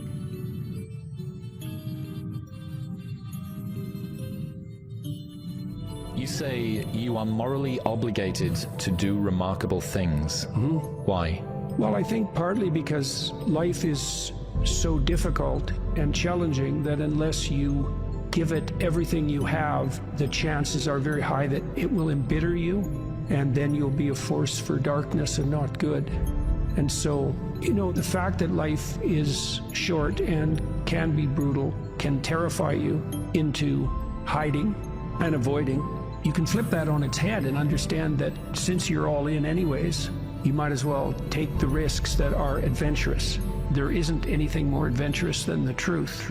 So why is that a moral obligation? Well, if you hide and you don't let what's inside of you out, and you don't bring into the world what you could bring, and you become cynical and bitter, you will start doing very dark things. Not only will you not add to the world what you could add, but you'll start being jealous of people who are competent and doing well and work to destroy them. So that's the pathway to hell, really. We need to separate out the distinction between fantasy and delusion. You do have a fantasy about the future, so you have to provisionally map the future. That's what a plan is. That doesn't make it a delusion. Like, it becomes a delusion when the map bears no relationship to the underlying territory. So if you have a strategy for the future, you know, maybe let's say that your strategy for the future is that you have 5 million YouTube subscribers in 3 years. Well, you have no evidence of the strict sort that that's how it's going to be, because anything could happen between now and 3 years from now, let's say. But there's no reason to call that a delusion. It's one hypothetically possible path of potential, and then you can make the sacrifices necessary to bring that about. So even though it's a fantasy because it maps something that isn't there, it's not a delusion. It's a delusion when you're ignoring elements of your own experience that would inform your fantasy more effectively. You're ignoring them so that you can live in a positive representation of the future without having to pay the appropriate price for it. The ultimate ideal is also the ultimate judge, because the ultimate ideal is something against which you fall far short. And that might be so painful that you can barely stand it. But then what you do is two things, I suppose, is you lower the ideal and you raise your estimation of your potential. And what do I mean by lower the ideal? Well, if you're comparing yourself to someone or even to a future self, and the gap is so painful that it paralyzes you, then you've created a dragon that you don't have the tools to master. And so what you have to do is you have to scale the dragon down to size. And you want to scale the dragon down to size until it's a size that you are willing to move toward, however small that is. Now, you know, if you're here and your ideal is here and that gap is unbearable, then you reduce the gap and you reduce the gap. And you're going to have to do that anyways, because you're not going to move from where you are to perfect in one fell swoop, right? There's going to be incremental steps. So you have to fill in that hierarchy of progression with a high enough resolution representation so that you can start to move forward. There's another gospel comment that's very interesting. It's called the Matthew principle. And the Matthew principle is, to those who have everything, more will be given, and from those who have nothing, everything will be taken. Now, it's brutal because it implies that reality works like this. When you're moving up, you go like this, right? And that's pretty nice. That's a lot better than this. But when you're going down, you go like that, right? It's like downhill, downhill, cliff. Okay, so you want to avoid the downhill path. Well, if the uphill path is like this, which is like exponential, let's say, or geometric, then what that means is that it doesn't matter how big the first steps you take uphill are, even if they're trivial, even if they're shameful in their size, because you're so useless. If you're disciplined in that, you'll speed up extraordinarily rapidly. And so that's the good news, you might say, is that you can take very small steps, even ones that might be shameful in their size, and you have to admit that to yourself. But once you get the ball rolling, it doesn't roll in a linear fashion, it rolls in a geometric fashion. And this is a really good thing to know, because it can take the sting out of the realization of your own stupidity. It's like, yeah, you know, everybody has their weak sides, let's say, things they're embarrassed about. When I first started going to the gym, I was like 23, and I think I weighed 135 pounds, and I was 6'1", very, very thin, 27-inch waist, something like that. And I smoked like mad, and I drank too much. Like, I wasn't in good shape. The first attempts forward I took in the gym, I went to this swimsuit class. Jesus, it was me and this like really fat guy, young guy, probably not in any worse shape than me, and like 7 old women, over 70, and they could outswim me. Like, it was pretty damn humiliating. And so I did a semester of that and got myself in somewhat better shape. And then I started to go to the gym to work out, to lift weights. And that was also rough because, you know, I'd be underneath the bloody bench press trying to lift 75 pounds off the rests. And, you know, some muscle-headed bastard would come over and tell me how to do it. And it's like, yeah, thank you. But you know, it's embarrassing, and lots of times people won't do things like go to the gym because they're so embarrassed about how they look or what sort of shape they're in, and it's a pain to start at the bottom, but you start at the bottom where you're weak.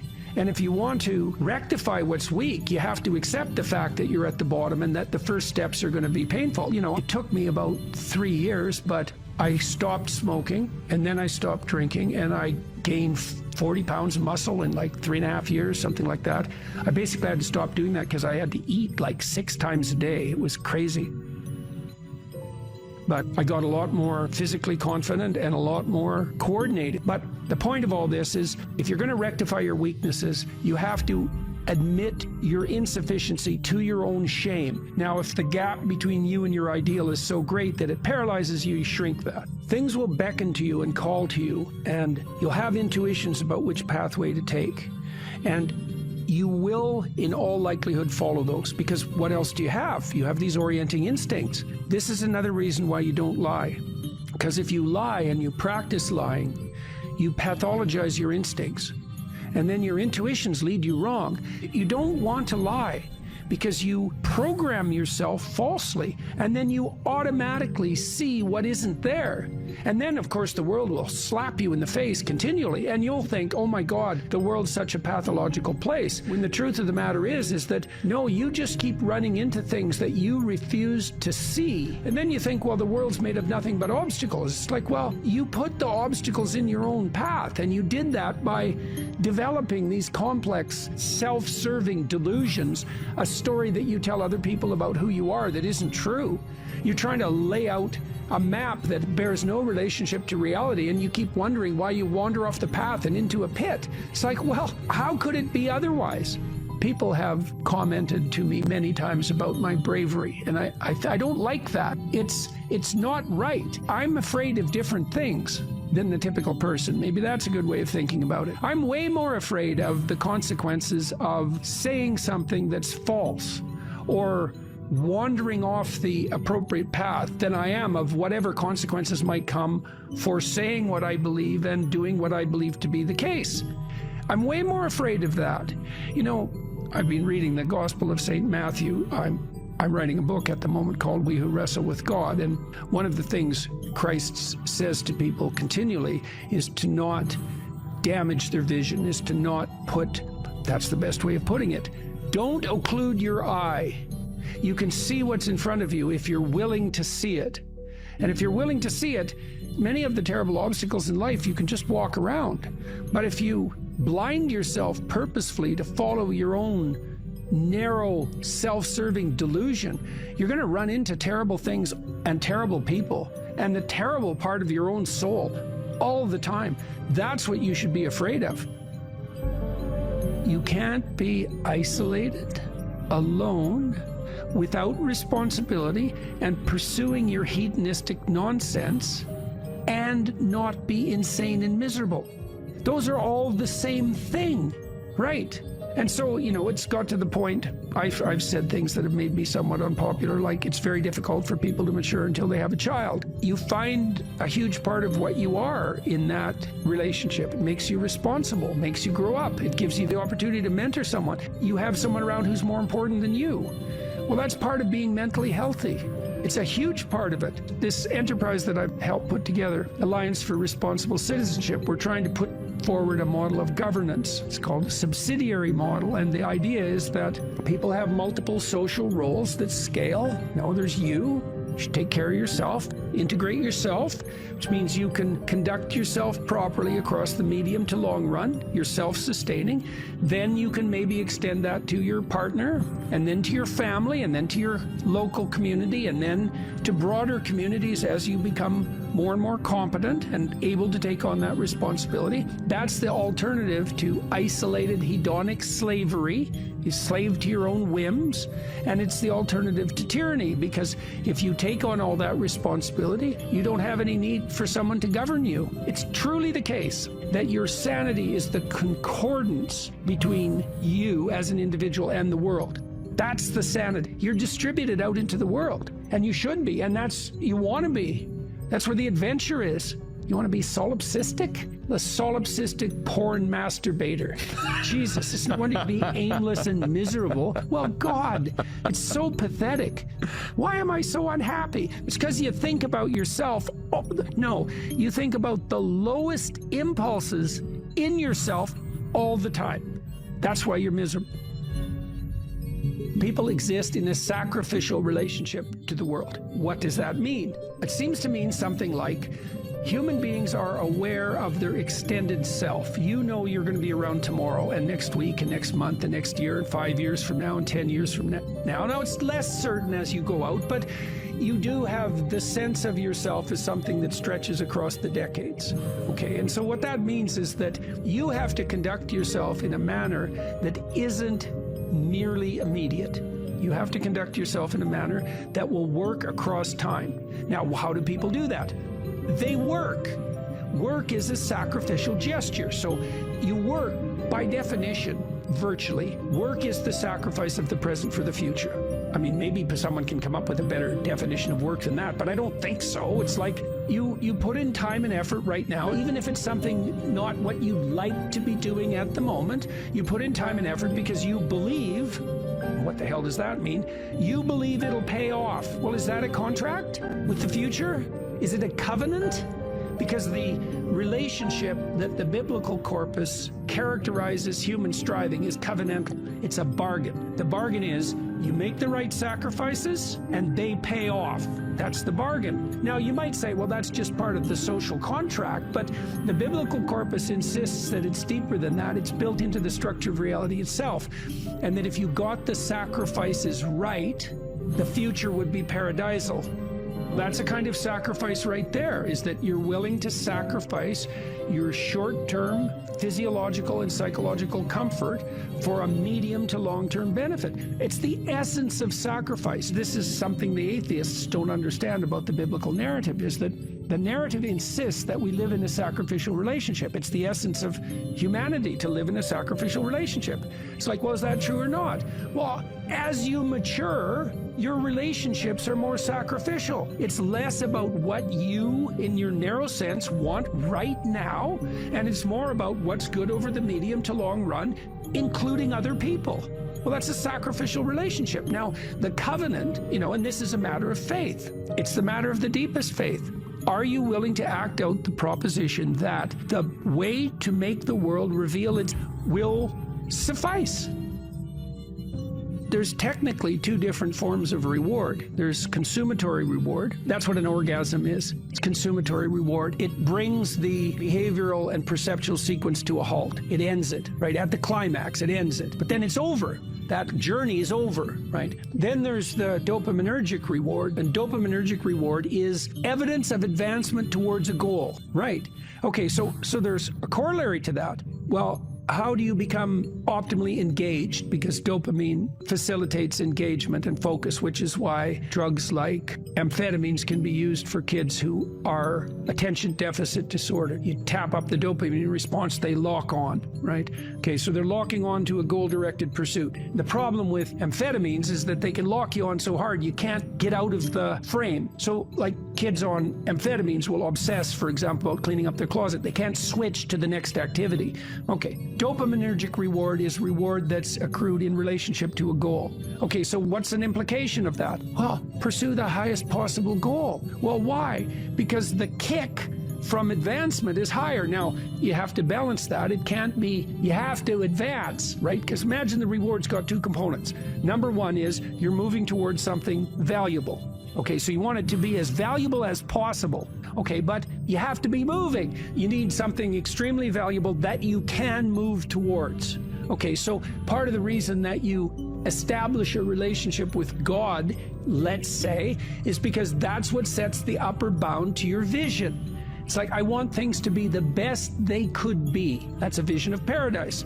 Well, that has to be fractionated into, your proximal decisions, but lurking behind that should be this continual movement towards, what would you say, a heaven that recedes as you approach it. That's the proper vision of heaven. A heaven is a place that's perfect and getting better, both at the same time. That's what music shows you, because a great piece of music is perfect, but it's just getting better as it unfolds. And you need that. This is part of the problem with a static utopian vision, something Dostoevsky criticized. If you gave people nothing but consummatory reward, he famously says, so that they can do nothing but sit in tubs of hot water, eat cake, and busy themselves with the continuation of the species, human beings would break that all to hell in a moment just so they have something interesting to do. If you run yourself through a disciplinary process, so you accomplish something, maybe you don't attain the goal you were aiming at, but you accrue a new way of looking at the world and a set of skills. Well, if you just keep doing that, you have multiple ways of looking at the world and more skill. Well, that's your storehouse of treasure. As you walk through life in your normal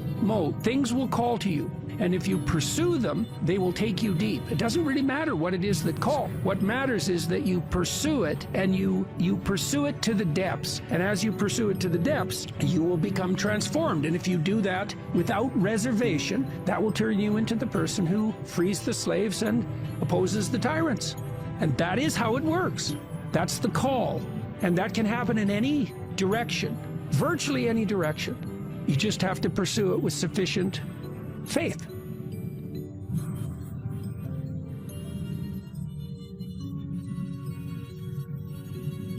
You're sitting on the edge of the bed, trying to have an honest dialogue with yourself, and the little voice says, you know, it's pretty disgusting in here. And you think, well, I'm way above such trivial niceties as organizing my room. It's like, well, that's pride. That's arrogance. If you're above organizing what's actually yours, how in the world are you ever going to organize anything else? And so you get on your knees and you think, well, it's time to, you know, take a brush to the toilet. And maybe that's where you start. And that works. Like, that works. You start making those micro improvements, like real micro improvements, real on the ground, actual micro improvements to things you know that are wrong, you'll improve unbelievably rapidly. There's always people out there who are doing far better than you on pretty much anything you want to imagine. And if all you're doing is seeing yourself in their reflected light, let's say, then it's going to be pretty damn dismal. But it's not a good comparison because, well, first of all, there's danger in just comparing yourself to others, period, because they're not you, and God only knows what struggles they had to undertake to get to where they were, or what burdens they're currently carrying that you're not aware of. But you can certainly contrast yourself with yourself. And that's a lot better. It is the only way. Well, it's also the only way of really measuring anything approximating proper improvement. You can actually tell when you're a little better than you were yesterday. Right. And you can actually do that. That's another thing that's so interesting about it, is that you can actually make yourself a little better in some way, pretty much, well, I don't know if it's at every moment, but you can certainly do it every day. Let's say you want to become who you could be in the fullest sense. So let's say you're someone who's going to solve some serious problems. Okay, the first thing you have to do is admit to the seriousness of the problems. That's no joke. And so the first thing is just the terror of the problem itself. And that's enough to paralyze you. And that's the Hydra, that's the Gorgon with the head of snakes. It'll paralyze you and turn you to stone. That's the basilisk in the Harry Potter series. You look at it and it turns you to stone and lurks underneath everything, right? And it's malevolence and tragedy. And so there's that. And then the next is, well, you're going to take responsibility for that? You're really going to do that, are you? That's a hell of a load, man. And so it's daunting to even consider that. And then there's the discipline and responsibility that necessitates, which is also daunting. Like, oh my God, the problem's that serious? I'm really going to have to get my act together in order to not contribute to it, much less solve it. And so the problem is terrible, and then the solution is daunting. But the upside of that is like, well, there isn't anything better to have than a problem that's worth solving, like that's really worth solving, right? And so the more of that you take on, the more you have a reason to get out of bed in the morning, no matter what. Like, I'm getting up, I'm trudging forward. Doesn't matter what I'm suffering from, I've got things that need to be done. They're necessary. And that gives you that sense of purpose that is the antidote to bitterness. Okay, well, let's say you want your life to be meaningful. It's like, okay, then what you do matters. It actually matters. Or how starting to clean up the room changed their life. That's quite fun because it's something I always tell people to do instead of going out and protesting. Jesus, I just can't stand Cleaning up that. the room? Yeah. Meaning? Well, my sense is that if you want to change the world, you start from yourself and work outward because you build your competence that way. It's like, I don't know how you can go out and protest the structure of the entire economic system if you can't keep your room organized. Well, I made a video call, which was called Message to Millennials, where it was called How to Change the World Properly. A bit of it on the pretentious side, I suppose, but I was trying to produce something that was a counterposition to this idea that what you should do is go out and fix up other people. You know, that's just not right. And there's a New Testament line about that, something about, you know, not worrying too much about the log in your neighbor's eye or about the speck in your neighbor's eye when you have a log in your eye. What would the world be like if people stopped avoiding the things they knew they should do? You know, because the question is, how much are we contributing to the fact that life is an existential catastrophe and a tragedy? How much is our own corruption contributing to that? That's a really worthwhile question. The things you leave undone because you're angry, you're resentful, you're lazy, you have inertia. Well, you consult your conscience and it says, well, you know, that place over there could use a little work. It's the same as working on yourself, and so you clean that up because you can, and then things are a little clearer around you.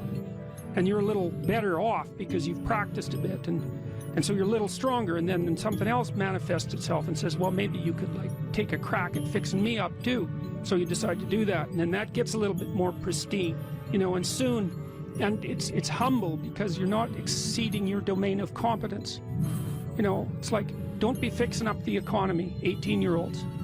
You don't know anything about the economy.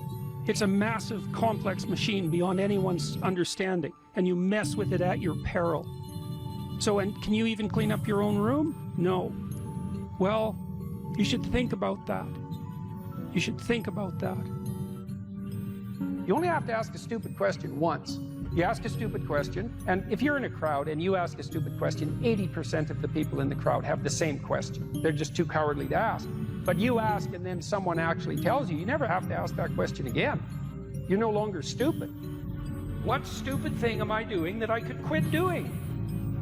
That I would quit doing? Because those aren't the same thing, right? Because you know there's stupid things that you're doing that you're just not going to quit doing because you like them.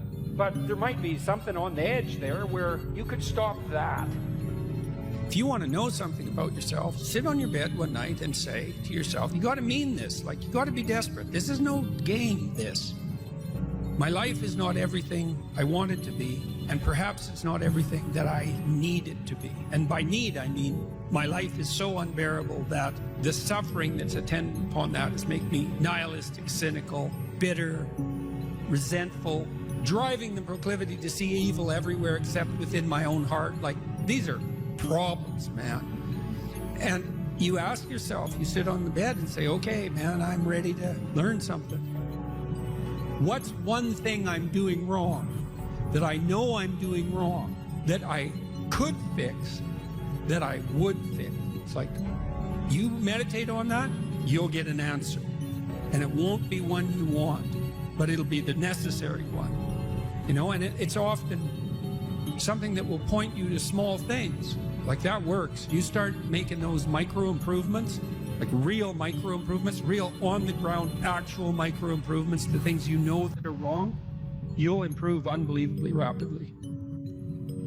There's never been a better time for the majority of people to be alive. And the future, although we're vulnerable and terrible things can always happen to us, it's hard to make a case that the future doesn't look comparatively positive. We're becoming extremely technologically sophisticated, and the world is changing at an incredibly rapid rate, and the only way we're going to be able to manage that in a positive way is if each of us, or as many of us as possible, are capable of making wise and careful and truthful decisions. And if we do that, then maybe things can continue to improve. You don't get people to stand up on their own 2 feet and to adopt responsibility if everything is given to them. And that's a real conundrum.